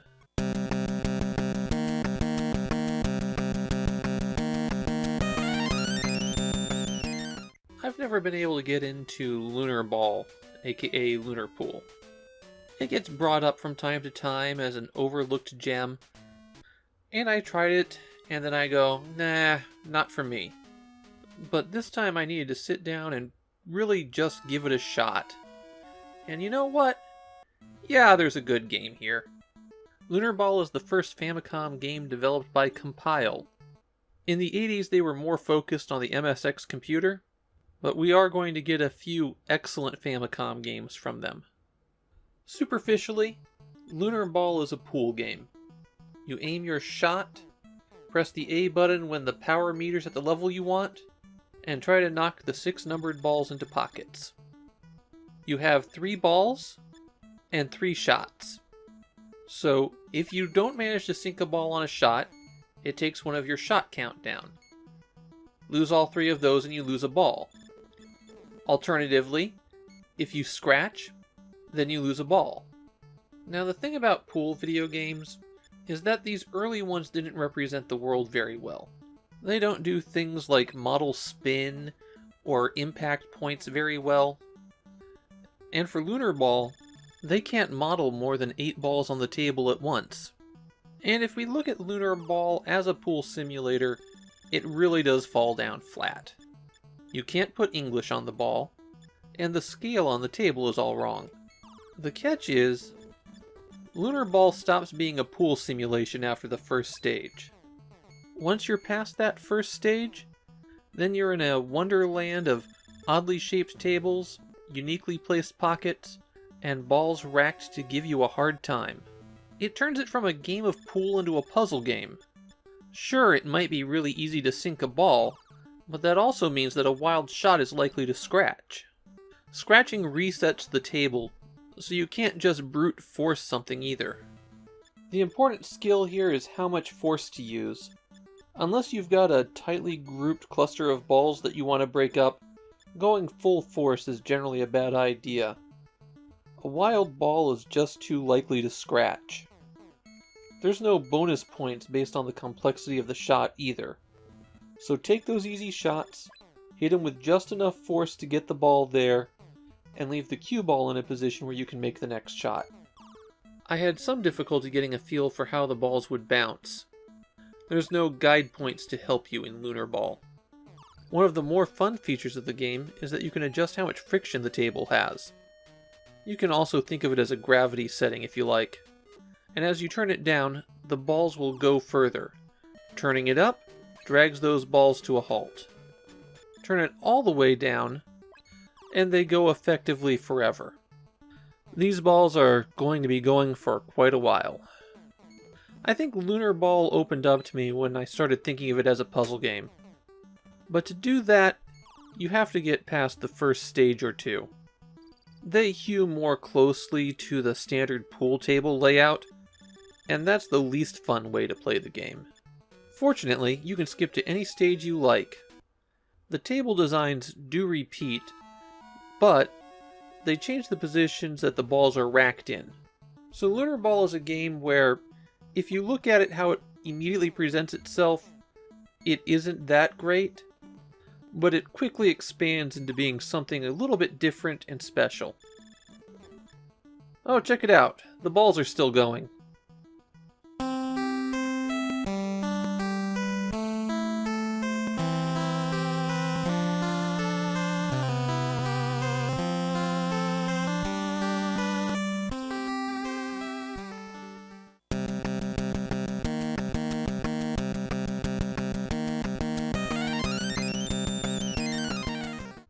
Oh boy, our first adult game for the Famicom. I can't wait to get my Captain Kirk on and romance some alien women. Sorry to disappoint you, but I think they mean luster in the sense of shine. It was kind of a bad title choice. Instead, Star Luster is a game that follows in the footsteps of the classic mainframe Star Trek game. The concept in these games is that the player is dropped in a spaceship in the middle of a randomly generated galaxy, and there are enemies out there that are closing in on important locations. In Star Luster, those are planets and bases. The player warps to where the enemies are and engages them in combat. Wipe out that fleet and that enemy formation is removed from the map. But while you're doing that, the other enemies are still moving and closing in on the spots you need to protect. Atari was the first company to move this into an action game with Star Raiders, but they were pretty far from the only people who did it. Star Luster is a very complex game, and not all of it is immediately visible to the player. So I've got an awful lot to explain about how to play this one. Let's start with the long-range scanner. You start the game in this mode where you can move a cursor around the map. E's are enemies, B's are bases, the squiggles are asteroids, and the stars are planets. From this mode, you can press A to warp to a square, or you can press B to fire a photon torpedo at it. Photon torpedoes can destroy all the enemies in a square if you get a lucky hit. You use select to switch between piloting mode and scan mode, but some things will automatically throw you into the appropriate mode. Okay, now you can get around. What are you doing? Well, enemy forces from the Dark Planet are invading the galaxy, and you have Star Luster Gaia, the experimental spacecraft that you can take out to fight them all off. In training mode and command mode, all that means is wiping out all of the enemy forces. This is not how you beat the game, however. In adventure mode, your goal is to collect the 7 keys that will let you locate the Dark Planet. Then fly there and blow it up. The keys are all held by different planets, but they've got a real "what have you done for us lately" attitude. To get them to hand over the keys, you have to save them. So the planet has to come under attack from an enemy force, Then you defeat that enemy that's attacking it, and then the planet will give you the key.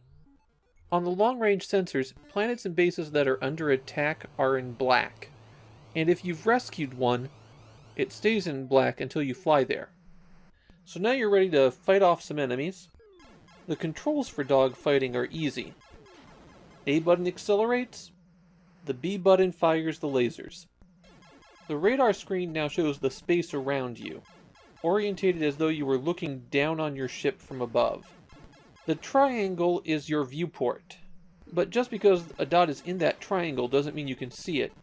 It could be above or below you. Naturally, the enemies shoot back, and I actually found this to be one of the worst parts of Star Luster. Not the fact that they attack, of course, but all of the enemy shots have a trajectory that doesn't make a lot of sense. Shots that look like they are hitting you dead on often miss, and ones that you think you're dodging will suddenly swerve into you. It makes getting out of the way of those projectiles pretty tough. Shoot down enough of the enemy, and their planet-destroying superweapon appears. You don't have to shoot the thermal exhaust port, though. So let's say you've been hit. Your shields will decrease, of course. Those will regenerate over a few seconds.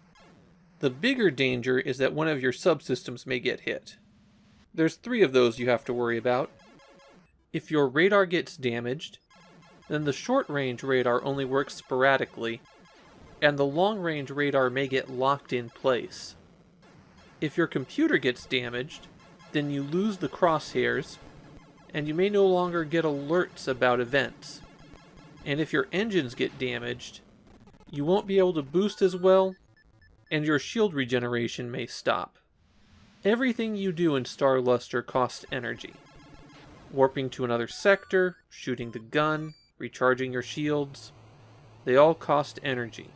If you run out, it's game over, so you'll need to fly to bases periodically to recharge. When you dock with a base, you get your energy recharged, all subsystems are repaired, and at some bases, you may get a power-up for your ship. However, docking with things is the most annoying thing in Star Luster. Remember that the radar is a 2-dimensional projection, assuming a top-down view of your ship. So things in that triangle may be very far away. The manual even includes a geometry lesson to teach players about this. So without breaking out the vector math, what you need to do is first spot the dot on the radar. Move the ship left or right so that the dot is positioned directly in front of your ship, and then boost until it's close to your triangle. Now start going up and down. The dot will slide closer and further away from you, and you're looking for the point where it's furthest from you but directly in front of the ship. It's now orientated in your plane, so boost again until it approaches. You'll probably have to do some fine adjustments when you're up close, but that is how you find stars and planets to dock with them. Yes, that was a very long explanation, but it was totally necessary. There are some other power-ups. If you fly into an asteroid belt and start shooting up asteroids, you can get a shield upgrade for your ship, or one that increases the defenses of planets and bases. So that's everything you need to know to play Star Luster. Surprisingly, Star Luster has a bit of a legacy. It got an arcade re-release as a Versus system game. It was ported to the Sharp X68000 in the mid-90s, coming out almost simultaneously with TIE Fighter. And that brings me to a good comparison.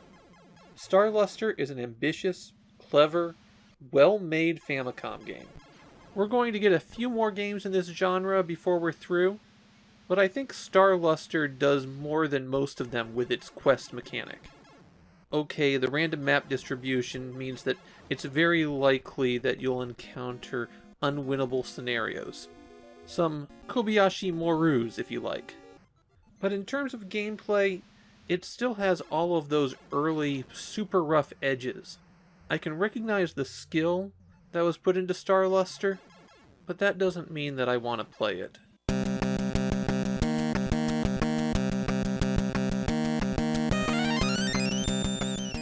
If I could give a prize for most unexpected cultural impact, Spelunker is the game that would take it.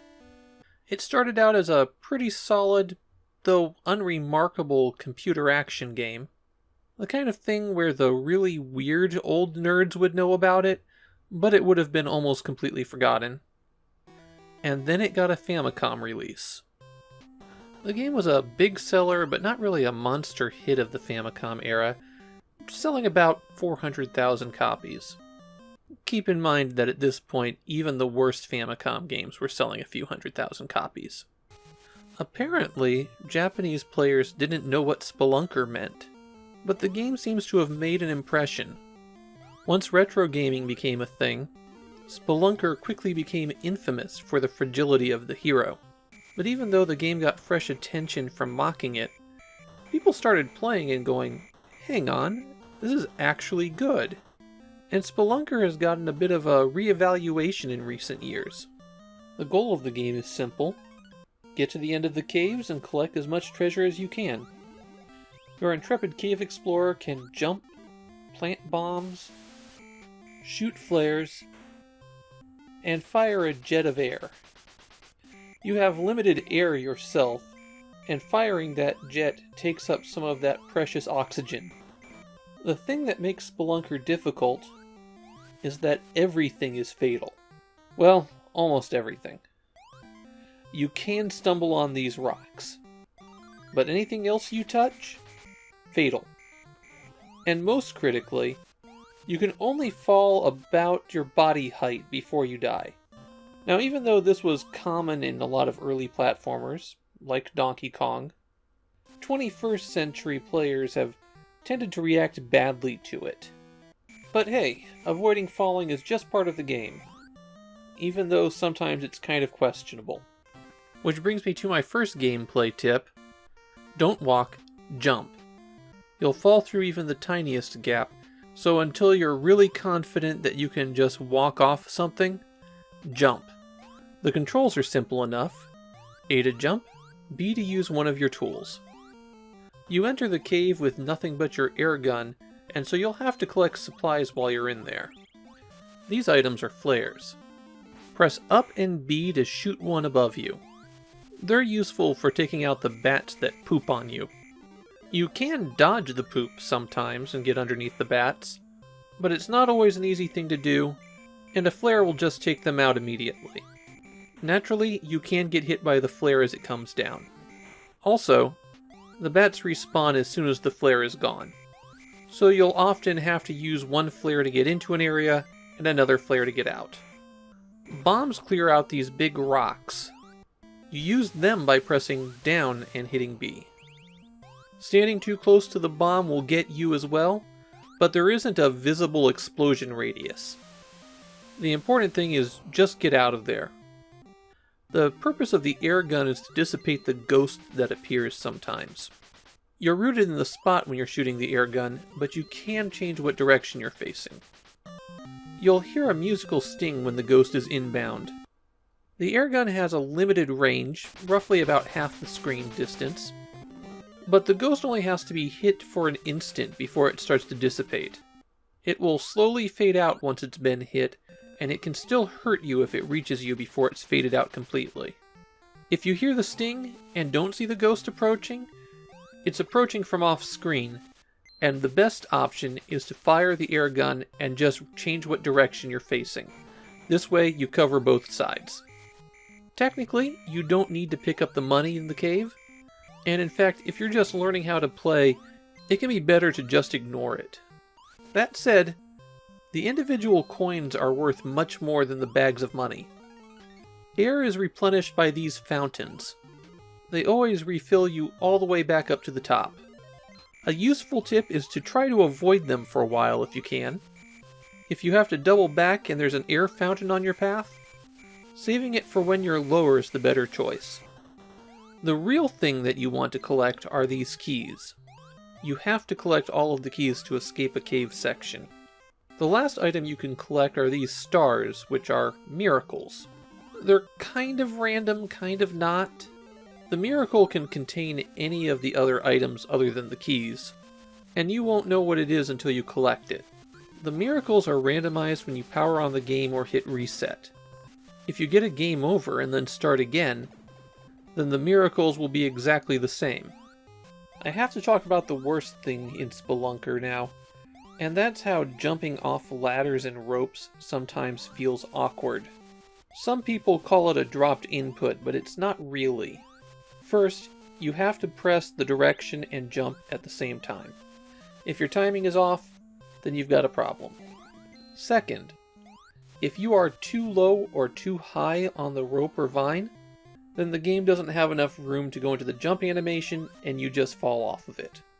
So it can be a little bit tricky, and it winds up looking a lot worse than it actually is.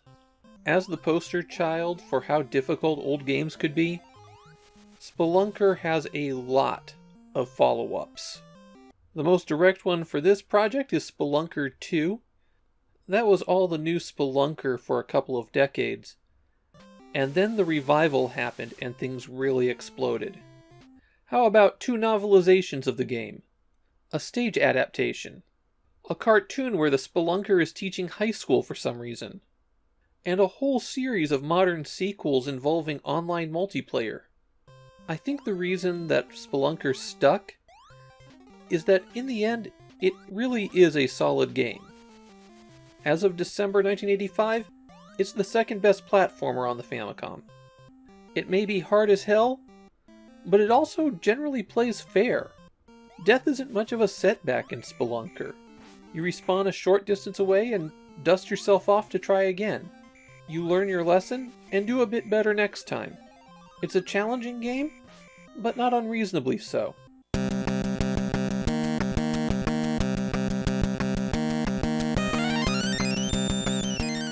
I'm going to use the full name of this game exactly once. Kokido Sento Mecha Volguard II loosely means Highly Mobile Combat Mech Volguard II, but the big words on the box and the only words on the title screen read Volguard II, so that's what I'm going to use. If the 2 didn't clue you in, this is a sequel to a computer game. This sequel is Famicom only too. It was never ported back to the computers where the series originated. It would be easy to dismiss Volguard II as a generic shoot-'em-up, but there's a lot going on under the hood in this game. The game hides its mechanics from you, and a casual glance doesn't really do it justice. The story is that ancient humans installed a big computer system called Zunou Ball all around the world. That computer's gone nuts, and it's up to you to take out all of the nodes. Naturally, that means shooting your way through waves of fighters to get to the computer at the end. The first thing that makes Volguard II different is that you have a damage meter instead of it being one hit, one kill. This spot in the upper right hand corner shows the current percentage of damage that you have. If it reaches 100, then it's game over. Colliding with bullets and weak enemies generally moves it up a percent or 2. However, colliding with stationary targets, like these flying posts, immediately sends it to 100%. The longer meter is your energy meter for taking shots. It goes up as you destroy enemies. The A button shoots, and you drop a bomb as well as shoot forward when you press it. For the most part, the ground targets are just bonus points.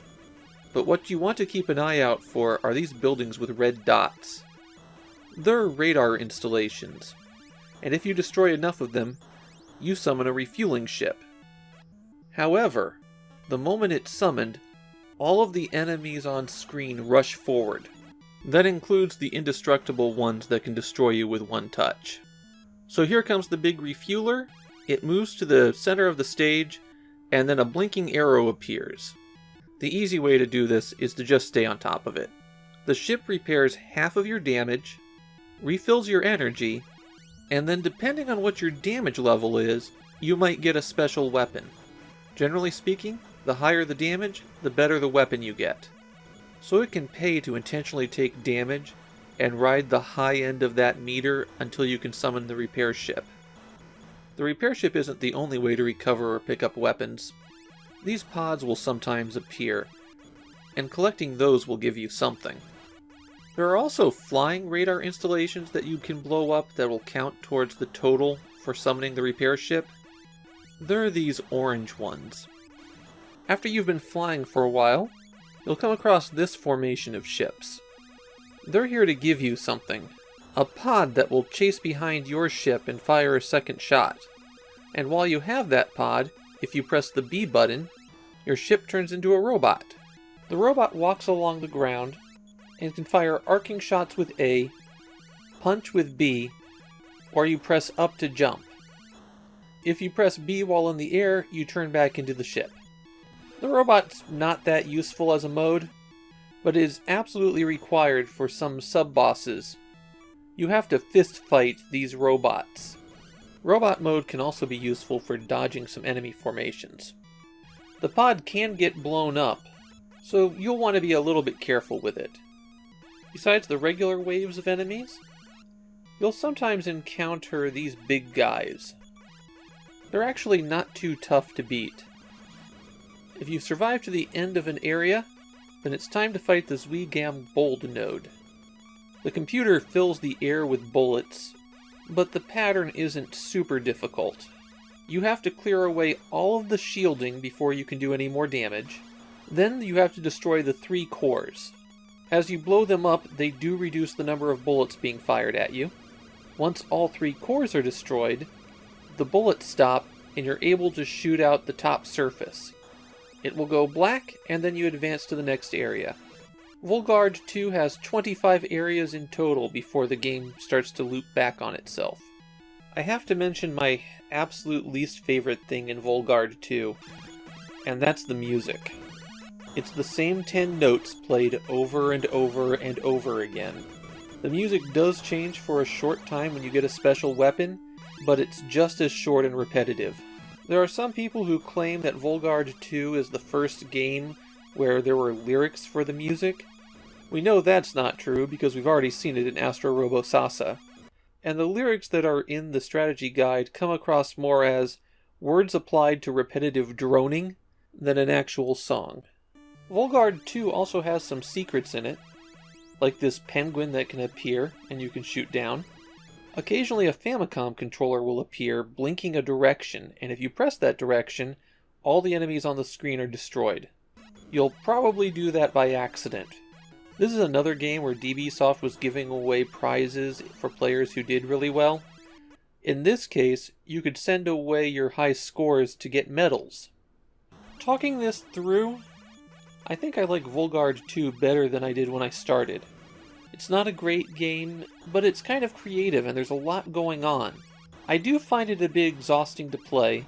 You'll have to fly through enormous waves of enemies to get any kind of variation in the gameplay going.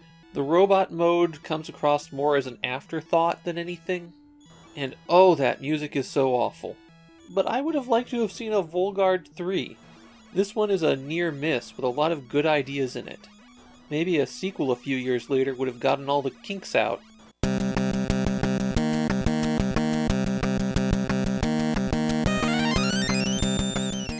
This project has reached a big personal milestone for me. I have reached my second bin. As in, I store my loose Famicom carts chronologically in these plastic bins, and I have reached the second one. The first game from bin 2 is Choujikuu Yousai Macross, or Super Dimensional Fortress Macross to use its official English title. If you're not familiar with Macross, are you sure you're watching the right channel? But to give it the 10-second summary, it's one of the 2 giant franchises of robot space wars. Macross is the one that has the spaceships turn into robots. And given that theme, it's only natural that this game would be a shoot-'em-up. Unfortunately, it's a very basic, not very interesting shoot-'em-up. Namco made this one, but it feels like it was handed off to their B team and told them they had to ship in 2 weeks. Every stage is exactly the same. You start out in space, shoot your way through the Zentradi forces to reach a battleship. You then fly into the battleship where you have a limited time to reach the, I guess this is a core, and then you shoot out the 2 rows of balls to blow up the battleship from within. There are 6, I guess, kind of levels before it loops. The only difference between the levels, though, is that they add a few more enemies. You have a health bar for this one, your Veritech fighter has a health meter, and you can recover life by picking up these P-balls. You can shoot the P-balls to knock them back, but that's the only effect shooting them has. You can also find a B-ball for bonus points, an E-ball for an extra life, and an M-ball which gives you 6 missile refills. The missiles were one of the more distinctive things in the cartoons, and the game kind of replicates it. You fire the missiles by pressing select, and a big array of homing missiles flies out of your ship. You get some extra when you die, and the missile pickups give you a ton of them, so if you don't use them for the first few stages, you can build up a huge stockpile. The other distinctive thing about Macross is how the Veritech fighters have 3 different transformation modes. You can choose what mode you're using by holding down A and pressing a direction. Pressing right turns you into fighter mode, pressing up puts you in Gerwalk mode, and pressing left puts you in Batroid mode. To the game's credit, it does make all 3 modes feel distinctive. The fighter has the highest forward movement speed, but it isn't very maneuverable going up and down, and it doesn't have auto-fire for the main cannon. Gerwalk mode gives you a bit more maneuverability and an auto-fire gun, but you slow down. Batroid mode has the highest maneuverability, while having the slowest forward movement. However, Batroid mode can also turn around and shoot behind it. Unfortunately, this whole setup means that you almost always want to just remain in fighter mode. You're on a pretty tight time limit in the Zentradi battleship, so you have to fly fast to get there. Enemies never come at you from behind, so turning around is only useful in a handful of situations. The best thing to do is just stay in fighter until you get to the core, then turn to Gerwalk so that you can use the rapid fire and higher maneuverability to dodge the shots. I think what they were envisioning for the game was that players would transform between different modes constantly, but there's no pressing need to do that. You can dodge well enough in the fighter, and the additional forward speed is always worth it. The music's always a big part of Macross, and it's something that the game does decently, but not quite perfectly. There's only one song in the game. It's a solid rendition of the song, but you're just going to be hearing it on loop over and over again. Could be worse, I suppose. Could be My Boyfriend is a Pilot.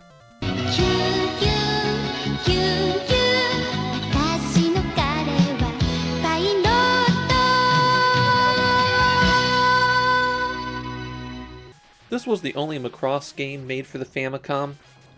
Not really a surprise given that the show had aired in 1982, and it'd be a few years before they did anything else with the property. But the game itself is an exercise in tedium. It reflects its license well, but then didn't build stages or gameplay that used the mechanics that it created. You can find copies for 100 yen without too much difficulty, and that's really what it's worth. You can play this game for about 10 minutes and then go, okay, I'm done with it and I don't need to play it anymore.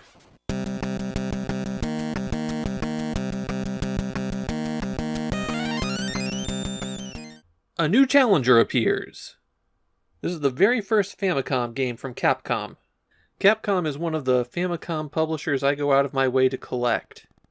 If you're watching this video, then you already know we're going to get some amazing 8-bit games out of them. But 1942? Well, everyone has to start somewhere. In 1942, players control a P-38 Lightning and shoot down all the Japanese forces over the Pacific. This is a good example of how, even in the Japanese market, the Americans are presented as the heroes of World War II. You shoot your way through 32 stages of swarming aircraft to win the war. Those swarming aircraft are the best thing in 1942. There are a lot of enemies being thrown around the screen at once in this game. You shoot your main gun with B, and the A button sends you into a loop where you're invulnerable for a few seconds. You can only loop 3 times before refueling at an aircraft carrier or getting a power-up to give you a little bit more gas. I found the loop to not be a very useful maneuver though. You're putting yourself out of the fight for a few seconds when you do it, and enemies come in so fast and furious that if you feel the need to use it, then you're just letting them swarm further and making your situation worse. There isn't a lot of differentiation between the small aircraft, but keep an eye out for this formation of red ones. Shooting down all of them makes a POW appear, and the color of the POW determines what power-up you get. Green expands the number of bullets that your plane fires. The red and white one destroys all enemies on the screen. This red one gives you a 1-up. And the white one sends out 2 plane escorts that will fly side by side with you. They add their firepower to yours, but are very prone to getting shot down. The rarest pickup is this pinwheel, which just adds 5,000 bonus points. Now, it might have been my luck while I was recording this footage, but I found that the power-ups came in pairs. I'd get one, and a short time later another red formation would fly out, and I'd get the exact same power-up again. Besides the tiny planes, sometimes big planes will fly in from behind you. It takes multiple bullets to shoot them down. Every 7 stages, a giant bomber named Ayako appears. It acts as the boss for the game. At the end of every stage, you get rated on your hit percentage, and you get bonus points based on that. And that's really all you need to know to play 1942. This isn't a very deep or complex shooter. There isn't even a whole lot of variety in the terrain. The thing is, though, the Famicom port of 1942 was done by Macross, and so it's glitchy, slow, and kind of annoying to play. A good example, your escort aircraft sometimes vanish or lock into place.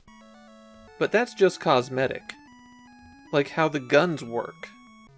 Bullets appear about 2 aircraft lengths in front of you. So that means if you're right on top of an enemy, you can't shoot them. But even if they're in the right spot, sometimes your gun just won't fire. It'll make the sound effect, it just won't shoot. The game feels like it's moving in slow motion, like it's half speed. And the consequence of that is that this becomes a very easy shooter. Okay, peek behind the production curtain time. I had a time crunch today, so I blocked myself out 45 minutes over lunch to record gameplay footage. There isn't a lot to 1942, so I thought that was enough time to capture everything I needed.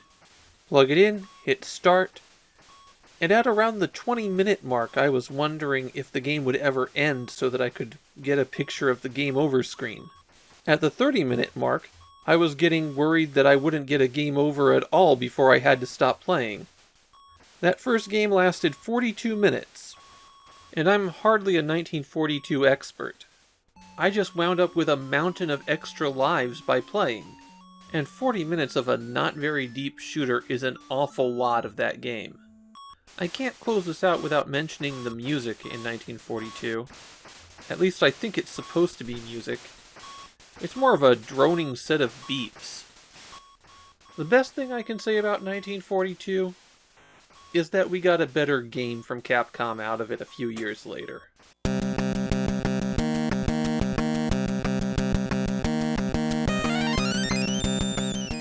Oh boy, this one's gonna be rough. Doughboy is the Famicom debut of Kemco. For sheer quantity of releases, I would call them a second-tier Famicom publisher. But out of the 20 games that they published, there are 2 that I would consider to be playable. Not good, playable. The strange thing about Kemco's Famicom games is that all of the cards are the same shade of blue, though my copy of Doughboy does seem to be showing its age a bit. A lot of what Kemco focuses on are computer ports. And that's where Doughboy started, a Commodore 64 game from Synapse Software. Though even as a Commodore 64 kid, I had never heard of Doughboy before the Famicom version. I'm going to say this up front. Doughboy is a train wreck. The controls don't work, but even if the controls worked, The gameplay is a mess. And even if the gameplay weren't a mess, visually it looks awful. In Doughboy, you're an American commando sent behind enemy lines in World War II to rescue someone from a POW camp. Your mission takes you through 5 different areas, each with distinctive goals. After thinking about this for a while, I'm going to present this one as a walkthrough of the game. There's so many things wrong in Doughboy, and they're all kind of interconnected. Stage 1, Gather Supplies. You're dropped onto this battlefield, and your goal is to collect items that you'll use throughout the mission. Get to the key in the lower right-hand corner, and then exit off the right-hand side of the screen. 4 enemy troops will face you. If you ever wind up killing off all 4, then another 4 spawn in at the far right. The enemies are lethally accurate, and they tend to be fast shooters, so it can be pretty tough to make any progress at all. The ideal plan is to kill 3 of the enemies, leaving the 4th alive, and then run around them until you exit the stage. You can shoot enemies by pressing A. You can also kill enemies by running into them. You and the enemies can climb down into these trenches, but sometimes they just instantly pop out the other side. You can shoot while in the trench, but sometimes it doesn't respond very well. It's important to keep your eye on the prize, though. You have to collect items. On this stage, you collect ladders, a pair of wire clippers, TNT, fuses, and mines. The enemy can pick those up as well, and it is very easy to get into a dead man walking state if you don't collect all the items that you require. Technically, you only need 1 ladder, so if the enemy grabbed the other one, you're okay there. But there's only 1 pair of clippers, and without them you can't pass some stages. You also have to have enough TNT and fuses to be able to clear out stages later on. Stage 2. Ford the River. So these spinning towers are lighthouses, and you have to use TNT to blow them up, which knocks them over to create bridges across the river. Touching the river is fatal. You blow up towers by dropping TNT, and then backing away to lead a fuse to it. That sounds simple enough, right? It's on this stage where the controls really start becoming lethal. You plant TNT by pressing and holding the A button until you hear a very faint beep. Then you walk away from it while still holding down the A button to lay out a fuse. If you stop moving, or if you let go of the A button, then you light the fuse. Note that in some spots, movement is very tight between obstacles and the rivers, so you'll start laying the dynamite, immediately bump into an object, and then the dynamite immediately goes off. There has to be enough room to drop the dynamite. You'll still hear the beep that tells you that you planted the dynamite, but if you haven't left enough vertical room, it doesn't get set on the ground. You work your way around this path, get to the key, and then exit on the right-hand side. On the first loop, there's no enemy soldiers on this stage. There are on later loops, though. Instead, this patrol boat comes up the river. It will shoot when it's horizontal with you, so you'll need to plan your movements around that. Stage 3. Destroy the depot. You start outside what the manual assures me is a chain link fence, and here you have to use the clippers to get through the fence. Press against the fence, and press the B button to use the clippers. You have to do this multiple times before a hole is made.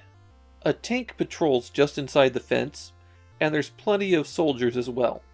There's a lot less cover on this stage too, so it is a lot more dangerous. Your goal is to blow up these barrels until you locate the key. You have to do it with TNT, and if you place it well, you can blow up multiple barrels. Once you find the key under a barrel, you clip the fence at the far end and escape out the right-hand side.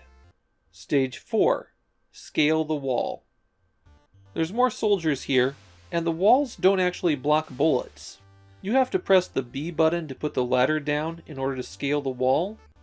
But what sometimes happens is you'll press B to drop the ladder, and then you'll release B and you pick it up again. I found that the best thing to do was to not press a direction until you had released the B. On the far side, you can press B again to pick up the ladder. Just cross to the far end of this map to win it. Stage 5. Rescue the POW. This stage takes place in the dark, And what you'll have to do is plant dynamite to flash things for a moment. And I sincerely mean have to. There's one path between the two chain link fences at the start of the stage, and you can't see it without that. It will also reveal the mines that will block any other options. Once you're in the base, then you need to blow up buildings until you locate the key. Avoid this spotlight that's going around too. Soldiers can spawn in here, but not a large quantity unless you're spotted. Once you have the key, go to the prisoner and lead them back to the left-hand side of the map. And that's how you clear Doughboy. Doughboy holds the dubious distinction of being Family Computer Magazine's lowest rated game ever. So even in 1985, it was not well received. Yeah, so this game's getting put away and never coming out again. It's bad and not even in a fascinating way. That does make it a good representation of what we're going to be seeing from Kemco in the future.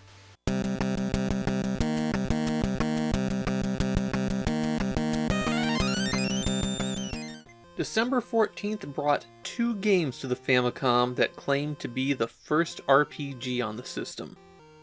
Neither of them really fit into RPG as a genre, but I'm going to start with the one that if you squint just right at it, you could see it. Bokosuka Wars is one of those games that started out on the PC-88, and then got ported to the Famicom by a publisher looking to get anything out.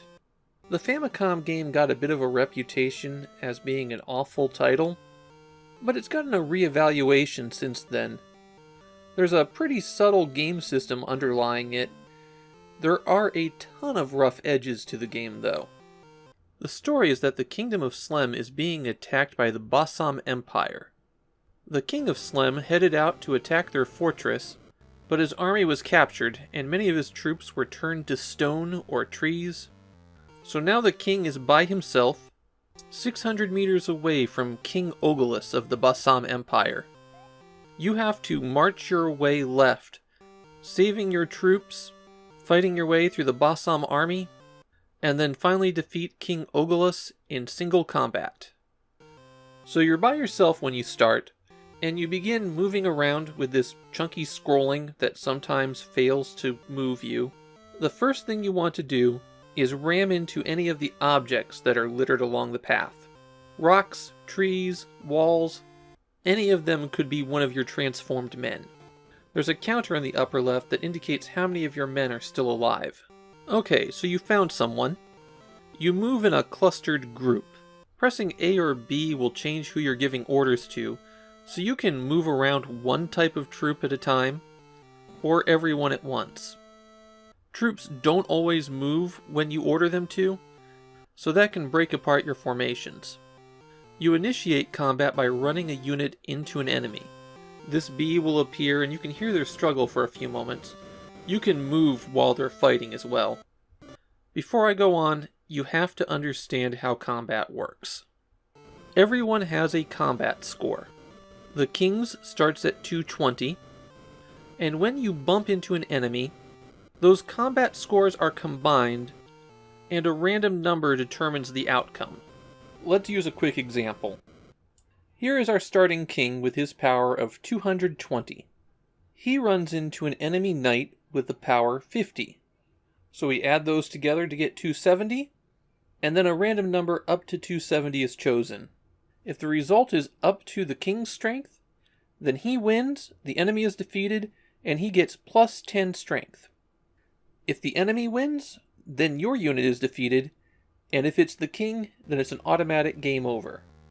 So mathematically, any enemy can defeat you instantly. All it takes is one lucky roll. To maximize your chances, you'll want to level up your troops as far as they can go. The king's strength maxes out at 320. There are 2 units you can find on your march: soldiers and knights. Soldiers start with a strength of 30, and defeating 3 enemies levels them up to a heavy soldier. Leveling up gives them plus 80 strength, so 140 when they transform, and their maximum strength is 310.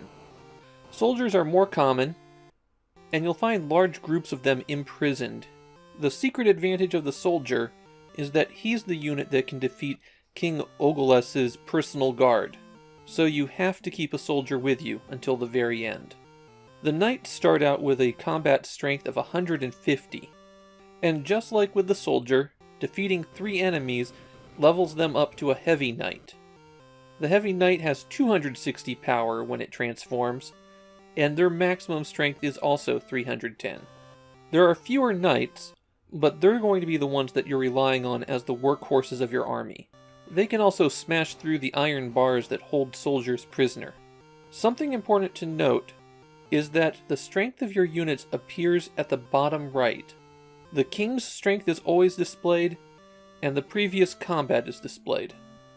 Use that to keep track of how well you're doing. Now let's talk about the Bossam forces. The first ones you'll encounter are knights. They have 50 strength. Once you're past that initial wave, you'll bump into some soldiers. They have 10 strength.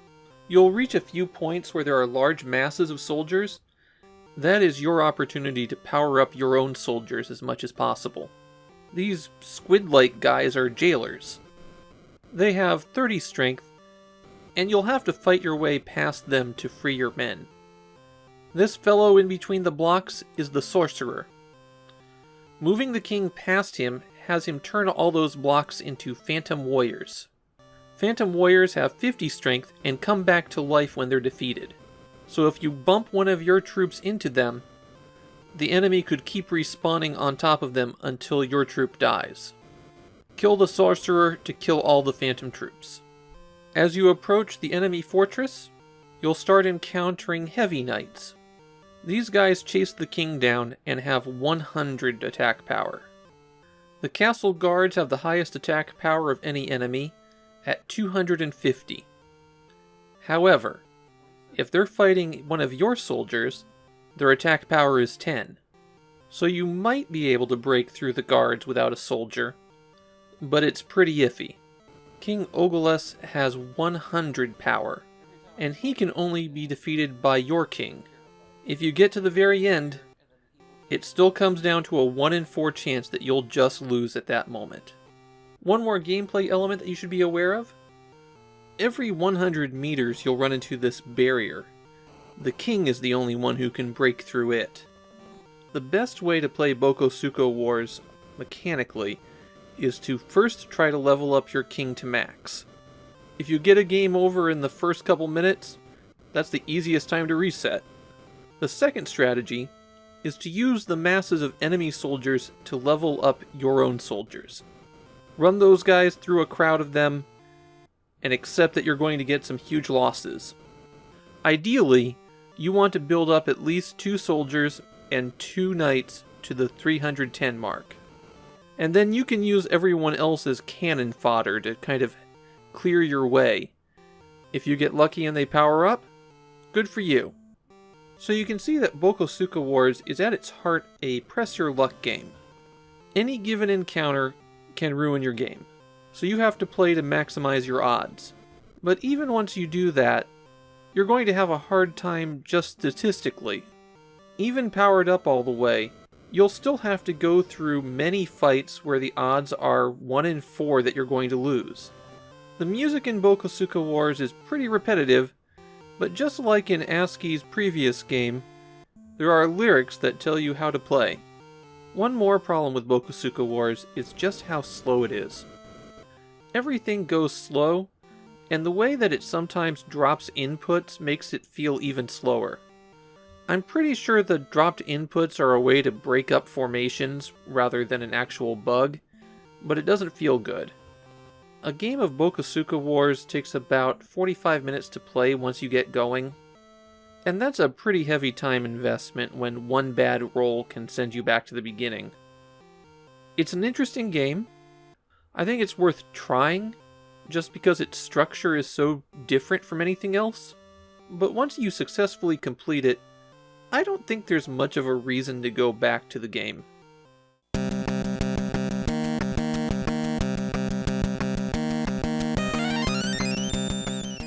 Zunou Senken Gall is a real disappointment. And it is Gall. The trailing G is silent. If you watch 30 seconds of gameplay video, you'd think this actually looks like a halfway decent shoot 'em up. It looks like something in the style of Star Force. It's got fast action, there's a wide variety of enemies, but lurking below the surface are some systems that were intended to give the game a bit more depth, and none of them work the way that they're supposed to. I have to start with the box for the game. In the upper left-hand corner, you see it says Scroll RPG. And just to make sure that's clear, it says Scroll Role-Playing Game right below that. Gall justified calling their game an RPG for two reasons. First, the classic, well, you're playing a role excuse, which means there's only two genres of games, abstract puzzle and RPG. The other thing is that your ship levels up, kind of, by killing enemies. So instead of collecting power-ups, you kill enough enemies, and you get rapid fire, or the ability to shoot angled shots. The catch is, it takes about 5 stages of play to level up once. And if you die, you level down. And there's only 5 levels of power-ups. That is pretty thin for an RPG. The story of the game is that you're flying the Gistas 21, an advanced space fighter, and your target is an evil computer at the center of the universe. The titular brain battleship does not appear in the game. It is only referenced in the ending. To defeat the evil computer, you need to collect the parts of a special weapon. Now here's where Gall turns really evil. You have to collect 100 weapon components in order to fight the final boss. A maximum of 1 component appears per stage. There are 30 stages, so you need to complete 4 loops of the game to be able to defeat it. That's at a minimum. When I completed a loop of the game, I collected 25 parts, so missing anything would mean an additional loop. The enemies take more hits to destroy every loop you go through, and it takes about 20 to 25 minutes to complete a loop. So this is a shoot 'em up where you will be playing for hours in order to beat it. There are no continues in Gall, so you have to do it all in one sitting with no game over. These plates with triangles on them are the parts that you have to collect. There are 3 different zones that you'll fly through, and the first one offers branching paths that will take you to different sets of levels. It actually doesn't make a big difference which path you choose, though. Sometimes you'll encounter these capsules. Running into them triggers a warp that will take you to the next segment of the game. You'll also sometimes get this bomb. Shoot it and it joins your side, and then you can press B to eliminate all enemies on the screen. That overlaps with some of the shooting controls. The max level angled shots also fire with the B button. One of the best things in Gall are the variety of enemies. Just like in Star Soldier, each of the enemies has their own attack pattern, and the quantity of them keeps things changing up. If for some reason you did want to see the end of Gall, there is a cheat code. Enter this code on the title screen, and your ship becomes invincible.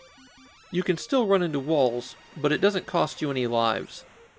Another weird trick in Gall is that it has a minus world. At the end of level 20, you advance to the next zone, but if you die right before the end of level 20, then the game starts up a little bit past where you died, and that's past the trigger for the advancement. I can kind of tell what went wrong with Gall.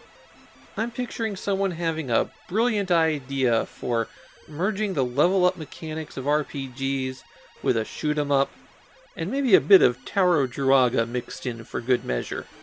But these are elements that are tough to fit together at the best of time, and they are really not well implemented in Gall. The shooting is good, but everything else turns Zunou Senkan Gall into just a slog to play. This is another DB Soft game where they gave away medals to players who got a high enough score. The 200,000 point medal is just about at the level where, if you played perfectly to that, you'd have a max level ship. This could have been one of the greats, and it just misses the mark.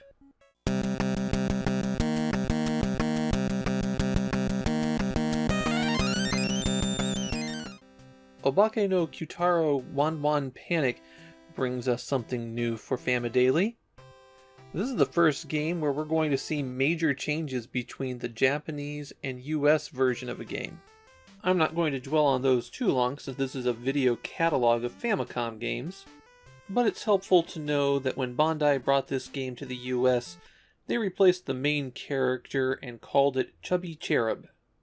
Obake no q-taro is a very long-running children's cartoon. One of those shows that gets hundreds of episodes that nobody really cares too much about. Obake refers to any kind of shape-shifting spirit, and one of the jokes in the series is that q-taro can't shape-shift. The show is basically about a mischievous but kind of friendly ghost who lives with a suburban family. Even as someone who pokes a bit into the foundational Japanese comics of the 1960s, I can't muster up a lot of enthusiasm for q-taro. The Wan Panic of the title could be loosely translated as Bark Bark Panic. One of the goofy things about q-taro is that he's scared of dogs, and dogs provide the main enemy for the game. Your goal on every stage is to go from left to right, eventually reaching a stopping point where you have to collect all the food and revealing a hidden item. Collect the hidden item and keep going to the end of the stage, where you grab food to open these windows and eventually reveal the character who you give the item to. One of the more interesting things in the game is that each stage is a day, and the time limit reflects that. You set out at 8 AM and you have until 8 PM to deliver the item. The sky changes throughout the day as well, and when you die, it tends to set the clock to 5 PM. Q-taro can fly by pressing B when you jump. You have a constantly depleting health gauge, and it goes down faster as you fly. The way you recover is by eating any of the food that's scattered around the stage. Flying is much faster than walking, and you have an easier time dodging things too. So it's easier to fly, move fast, and collect food than it is to walk around and try to conserve your energy. Eating these lollipops gives you 4 Gao bullets. Pressing A will fire once, where q-taro just shouts Gao and tries to scare off dogs. You can also find these Q marks behind food sometimes. Collecting one of those makes you invulnerable for about 5 seconds. You lose that invulnerability when you shoot a Gao bullet. The dogs tend to be pretty fast and home in on q-taro, but the real threat are the ones that shoot at you. They shoot often enough that it's really hard to get in there with your own shot. So instead, you look for an invulnerability to let you get close enough to hit, or you just fly over them. There's 12 stages in all in Obake no q-taro, but this is another game where there's no ending. It just loops back to the beginning once you're done. The visual design in Obake no q-taro is just a mess. Knowing what you can walk on and pass through is something you can only find out through trial and error. There's a lot of things that look like they should be part of the background that are just in your way for no good reason. They don't block the dogs though. Also frustrating are the ends of stages. The person you're delivering the item to is randomly placed, and behind other windows could be dogs that can shoot at you. So you can reach the end and just have a dog pop out at random and hit you. Everything in the game is one-hit kill, so surprises like that are really not fun. The most fun thing about Obake no q-taro Wan Panic isn't the game itself. The strategy guide is in a comic format. This is the first time we've seen that on the Famicom. It's never the most popular of formats, but it turns up from time to time. One more thing about this game. Similar to other Bandai games at the time, 100 golden cartridges were made and given away as prizes. This is a real Famicom holy grail. In Japan, the game is best remembered for being crazy difficult and also not very good. And I can definitely agree with that assessment. I don't see myself ever returning to play this one.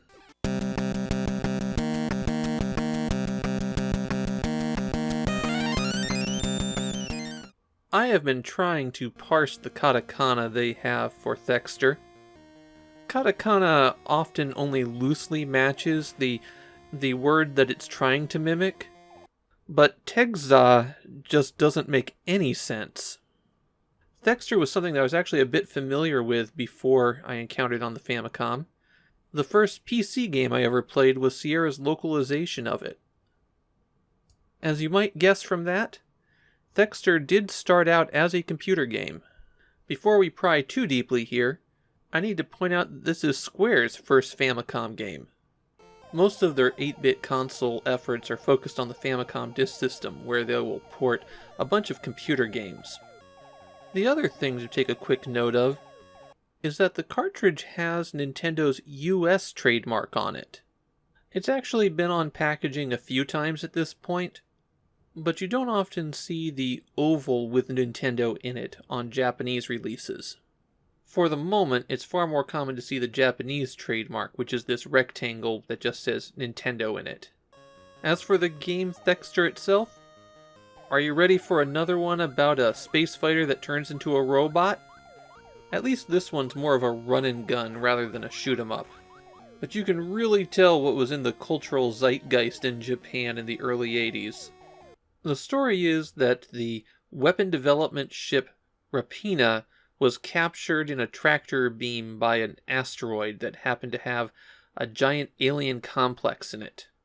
Unable to escape, they send in the armored suit Thexter to try to disable the asteroid. Your primary goal on most stages is just to find the exit tube on the far side. You start by flying in spacecraft mode, and you turn into robot when you collide with a surface, or you press in the opposite direction to what you're flying. The spacecraft can move freely in 8 directions, and it's a pretty good strategy on some levels to just use the spacecraft and fly by everything. Robot mode can walk around, jump when you press up, and turn back into the spaceship when you press down. The robot can also walk on top of enemies. That sounds useful, but if the enemy moves up, it collides with you anyways. Thexter fires its main gun when you press the A button, and it's an auto-fire weapon. In computer versions, this was a beam, but on the Famicom, it just fires bullets. In robot mode, the bullets automatically spray in the direction of an enemy, and that can be a bit of a problem when the gun wants to target something that's not a threat while another enemy is barreling down on you. In spacecraft mode, the gun only shoots straight ahead. The other ability that Thexter has is that it can spend 30 energy units to put up a shield. So that number in the lower right hand corner are your energy units, and if it reaches 0, then you explode and it's game over.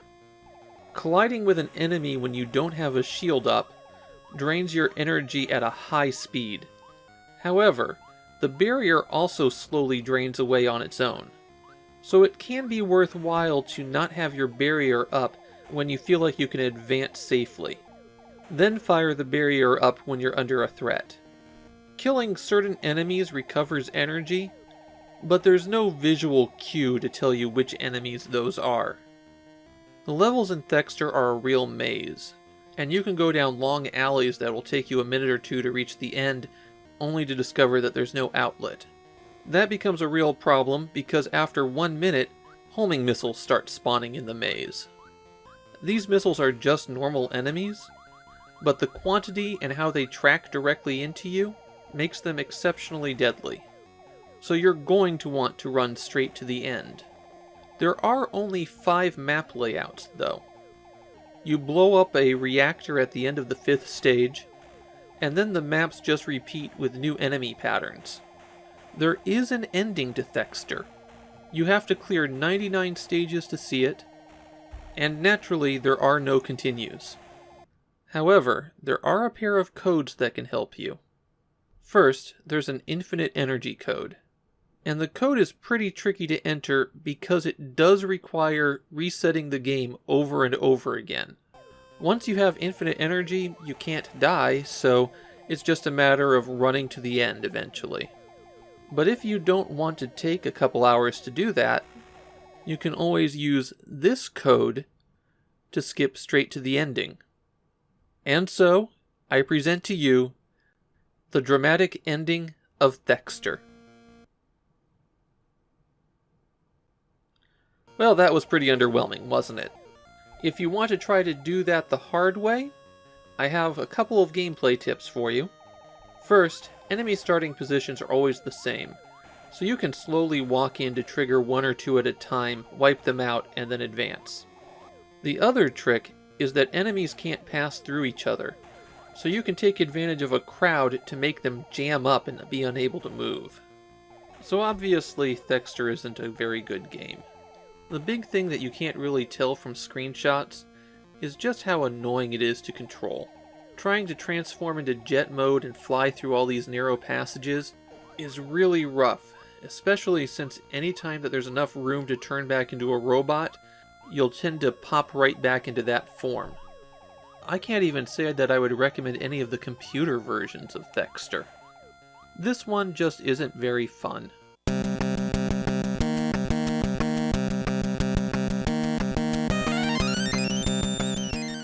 I've been playing a lot of rough games lately. Sure would be nice to have something sweet. Something fun that doesn't abuse players. And maybe not hugely complex so I have to take 5 minutes to explain all of the game mechanics. What's that? Hudson released 2 quality games on December 20th? And one of them is just a cute little thing? Now this is gonna be nice. Gurin and Malon are penguins that are deeply in love, but are cruelly kept apart by a maze. Also giant spiders and fireballs. Can you free their love by uniting them together at the top of the screen? At the title screen, you have a very important choice. Are you going to control Gurin or Malon? That matters because whichever penguin you don't control mirrors your actions. So Gurin moves left, and Malon moves right. And whichever one you're controlling is the one that moves in the direction you're pushing on the controller. It's not an insurmountable challenge to manage the reversed controls with the other penguin, but you'll still probably want to control the penguin who you're having the greater difficulty with. The penguins can shoot a blast of air out, and that clears away spider webs and defeats the spiders. On later levels, there are also fireballs.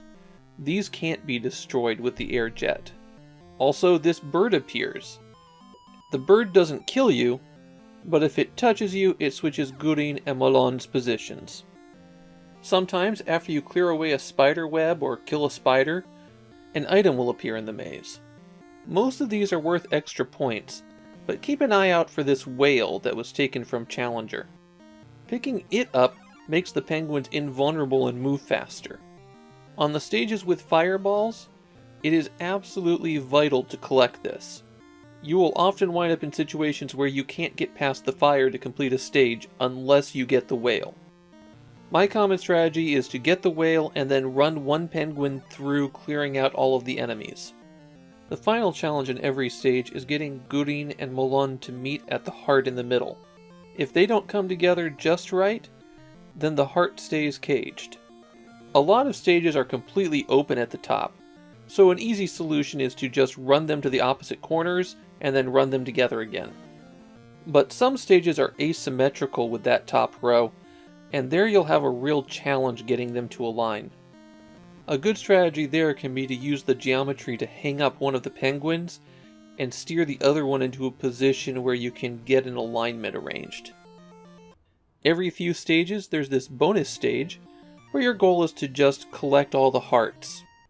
If you get the penguins to meet at the top, then you get some bonus points. But there's no points if you can't manage to complete the stage. And that's everything you need to know about playing Binary Land. There's 50 stages. There's no proper ending if you complete all 50. The game just loops. There are a couple of codes you can use. A high score chart is accessible by pressing select when you get a game over. And more importantly, if you hold down A and B and press start, you continue from the stage where you left off at. I'm actually out of things to say about Binary Land.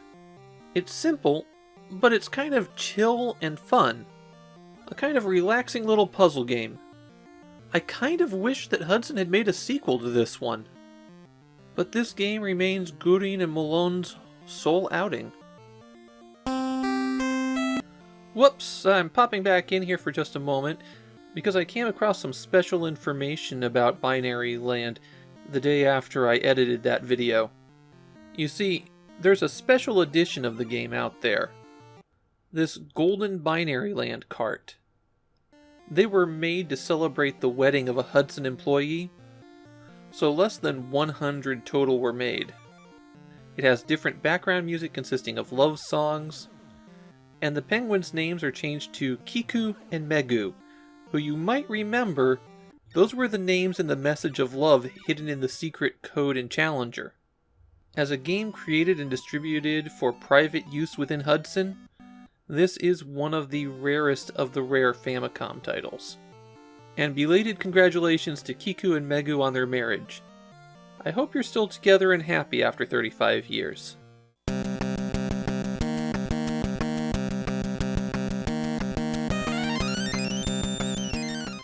So, I'm pretty good at Bomberman apparently.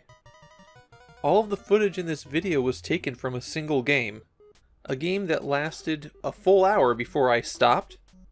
I quit when I realized I wasn't getting anything new with my footage, and I'd be playing for another hour at least before it was over. Gotta make a video a day so I can't play Bomberman the whole time.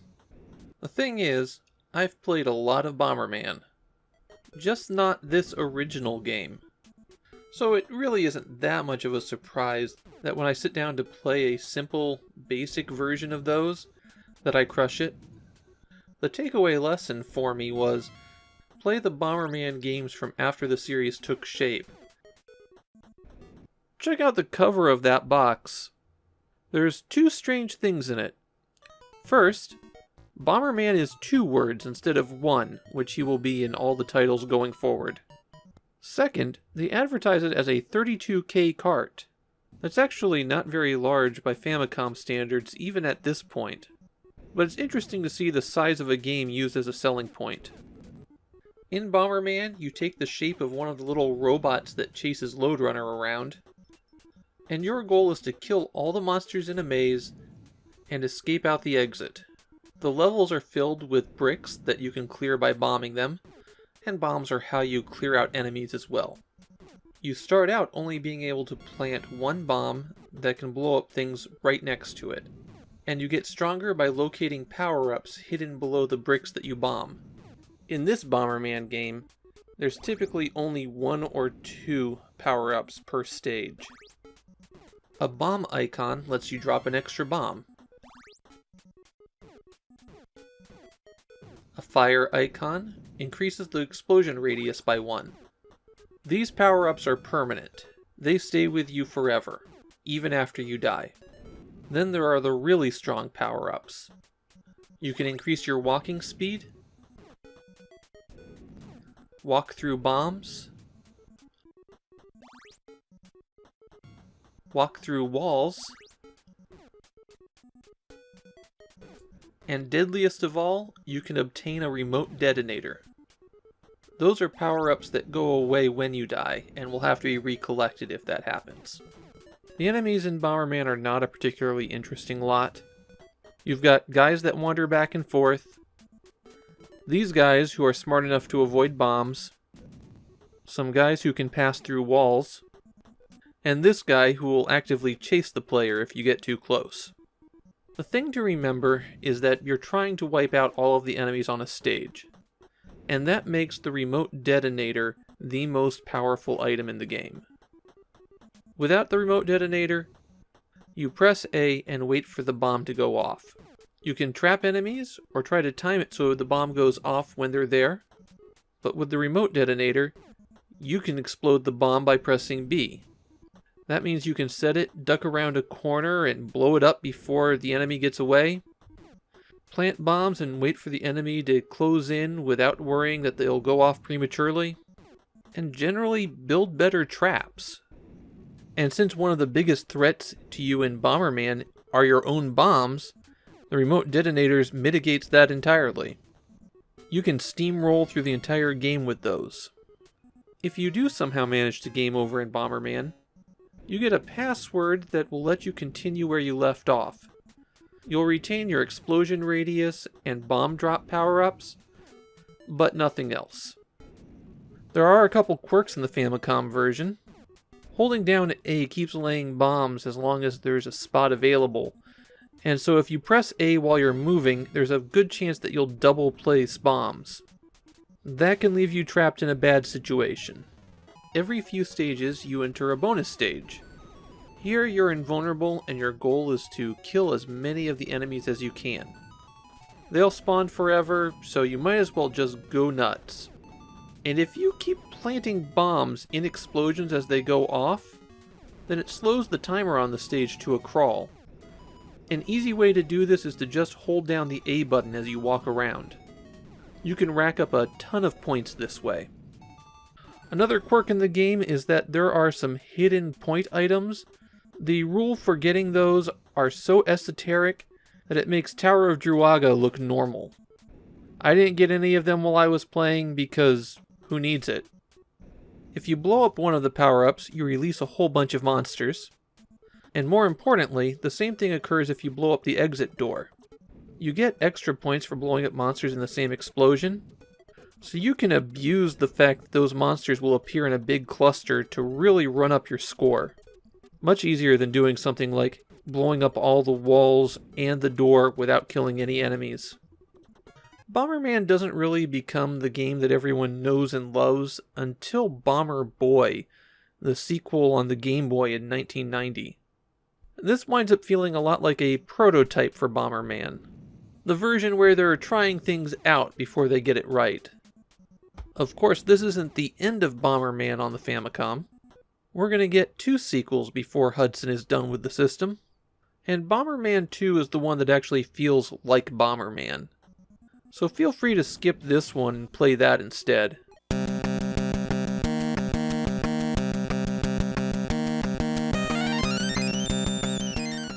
December 21st brings a new publisher to the Famicom. Tokuma Shoten published 2 games that day. Don't worry about never hearing of them.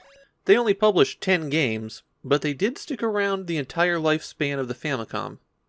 And the first 2 games they have out of the gate are arcade ports from companies that will have a lot more success on the system. Let's look at Exed Exes first. It was an early shooter for Capcom in the arcades, but for whatever reason they chose not to port it to the Famicom. But you still get that early Capcom Famicom game feel here because this port is done by Macross. You know, just in case the non-stop flicker and game moving in slow motion continuously wasn't enough of a clue for you. I couldn't find a story for this one, so let's just say giant death bugs are attacking, and it's your job to take them out. The Exed Exes in the title are their fortresses that appear at the end of stages.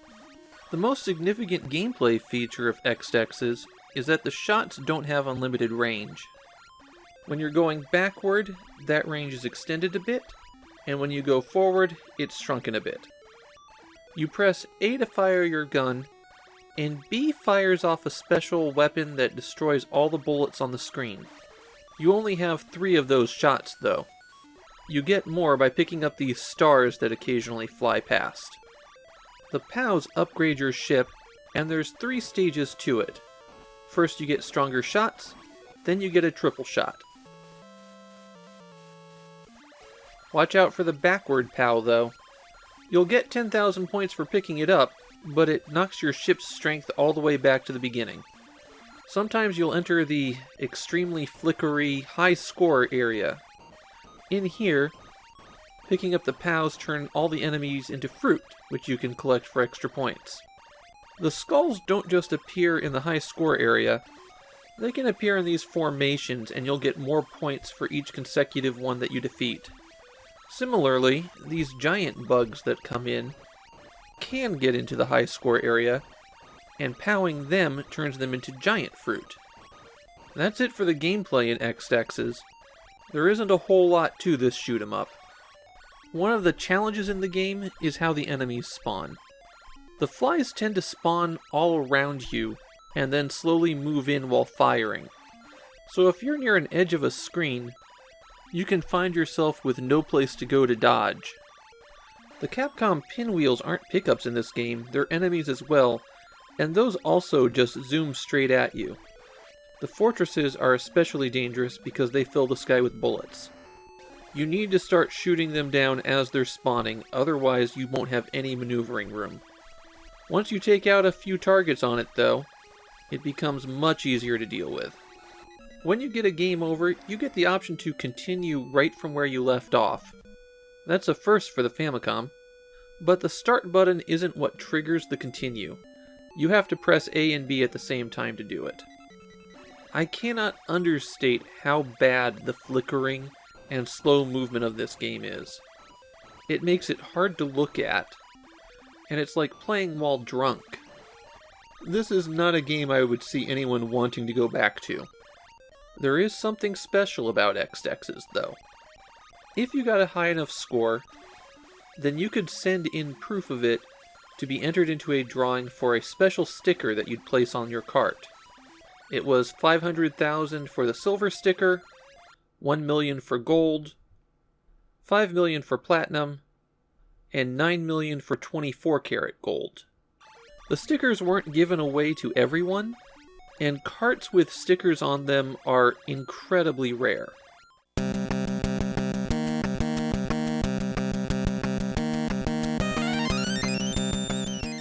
Tokuma Shoten's other December 21st game is a bit better than Exed Exes. Lot Lot was an IREM arcade game at first, and a brand new one at that, too, coming out in September. The Famicom port was done by HAL Laboratory, which accounts for why it actually plays reasonably well. Still, I don't think having a development team that could program for the Famicom really helped Lot Lot that much. This is a game that feels more like a concept rushed into prototype. This is going to be a short video because of how easy it is to explain this game. There are 16 cells. Gaps in them randomly appear, and those gaps let a constant stream of balls falling from the top enter that matrix. You control the arrow cursor. Well, the red arrow cursor at least. The green arrow follows the exact path that you did on a 3-second delay. Pressing A and B switches the contents of cells that the arrows are pointing at. So your goal is to get points by making the balls fall into the various point buckets. If balls ever wind up in the lower left-hand one, though, this crab slowly creeps up to cut that cell open and drop the balls out. If that happens, you lose a life, and you have 3 lives. There are stages in Lot Lot, and they seem to mainly affect which paths are more likely to open. On stage 1, these side doors, letting balls fall into the 50-point bin, are more likely to be open than not. On every stage, your goal is to collect a certain number of points. Once you achieve that, the colors change, and you have about 30 seconds to score as many points as possible before the stage changes. And that's literally everything there is to the game. Swap cells, drop balls, get points. Don't let the crab get anything. On higher levels, you'll run into situations where your arrow doesn't move fast enough to deal with the doors as they open and close. A good strategy is to constantly be moving so that you'll always have an option to switch. By the time you reach level 3, you won't know which doors are going to be open when the green arrow's there. So just having the ability to flip things around is good. Naturally, prioritize keeping the crab away. It helps to have an empty bin that you can always swap the balls into when the crab is after them. Just like with Exed Exes, Tokuma had a drawing for stickers to place over the labels if you got a high enough score. And carts with those stickers are incredibly rare. I really wish I enjoyed Lot Lot more. A unique puzzle game being developed by HAL? It feels like it should work. But what happens is that the early levels are too easy, since you're always just moving balls to those outside cells. And then once the game actually gets going, it's moving too fast for you to respond to. You can't move the arrow to the opposite side of the grid before the cell's already changed to open and then close again. The bottom rarely opens up, so it winds up feeling like you're only using a tiny portion of the grid. These red balls that won't roll out the side feel like they should be doing something, but mainly they're mildly annoying. The best thing in Lot Lot is how smoothly the balls flow. When you look at how slow and chunky other games on the Famicom have been, moving 100 objects on the screen at once is pretty impressive for it. That is some technical prowess on display. But there's no game here. All I got out of Lot Lot was disappointment.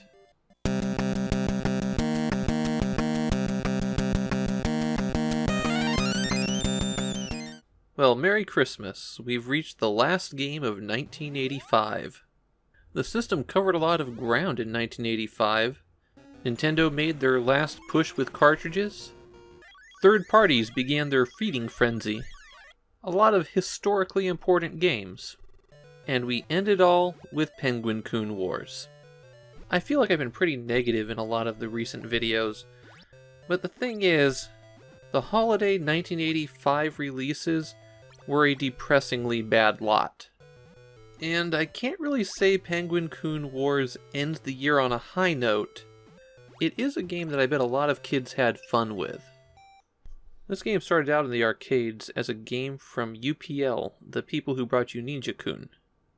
And this is an instance where the arcade game is simple enough that you aren't really losing a whole lot in the home conversion. In Penguin-Kun Wars, you're controlling the penguin as he plays Doji Ball. Not Dodgeball, Doji Ball. We'll see plenty of actual dodgeball games later on. Each player has 5 balls on their side of the field, and the goal is to have either all 10 balls on the other side, or to have the least number of balls on your side when the timer runs out. The controls are simple enough. A or B picks up a ball, A or B throws a ball. Initially, you can only throw the balls straight ahead. About halfway through the match, however, this blocker appears and starts crawling back and forth on the field. From that point on, if you're pushing left or right and throw a ball, then the ball moves at a little bit of an angle. The real trick in Penguin-Kun Wars is that you can hit your opponent with the balls. That knocks them off their feet for a few seconds and gives you an opportunity to keep pitching more balls across the field. If you do get hit, mash the A and B buttons to get up quicker. For defense, you can hit the balls coming at you with your own ball, and that sends them careening off in another direction. The game is set up in a tournament ladder, and you'll have to beat 4 opponents to climb to the top. All matches are played to 3 rounds, so you'll have to beat the opponent twice to be able to continue. So let's say you get a tie score. What happens then is you go into sudden death, with 30 seconds on the clock and an additional ball added. That black ball is a bomb, and whoever has it when time runs out automatically loses. Between rounds there's also bonus stages. Here you're playing something like air hockey, and if you hit A or B when a ball hits you, you can shoot it back at a high velocity. Not always the best of ideas though, because if your opponent bounces it back, it still has that speed. You get points at the end of this based on how many balls are on the opponent's side. Another bonus round is this whack-a-mole game where you're pitching bombs at them. The bombs only work if the mole comes completely out of the hole. And that's everything you need to know to play Penguin-Kun Wars. It's a very simple game. And that simplicity means that there's really only 2 strategies you can try. The first, and the one most likely to work, is locking down your opponent. When you knock someone off their feet, you can pitch another ball at them before they get up. Basically, you can perma-stun someone as soon as they're on the ground. That's something that opponents will use against you as well. The other strategy that you can try is to play for the timeout win. The problem there is that the game tends to be pretty swingy with how balls travel. You'll have 8 on your side of the court, and then your opponent will have 8 on their side of the court, and it goes back and forth like that for the entire game. So what you want to do is keep all the balls on your side until the last few seconds of the match, then throw them all over. Only let the opponent have 1 or 2 balls at a time. The risk here is that if you do get hit, then you have immediately lost that match. Penguin-Kun Wars has had a bit of a life past the Famicom. It was remade for the Game Boy with some additional features. That version got a US release as Penguin Wars.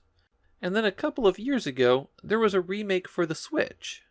An interesting bit of trivia is that the background music in Penguin-Kun Wars was actually a popular song in 1985.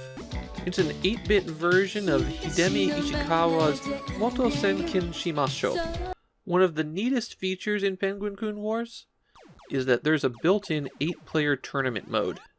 All 8 players have to beat one computer player first, but after that, it's all matches against your friends. I can't say I was super thrilled with Penguin-Kun Wars.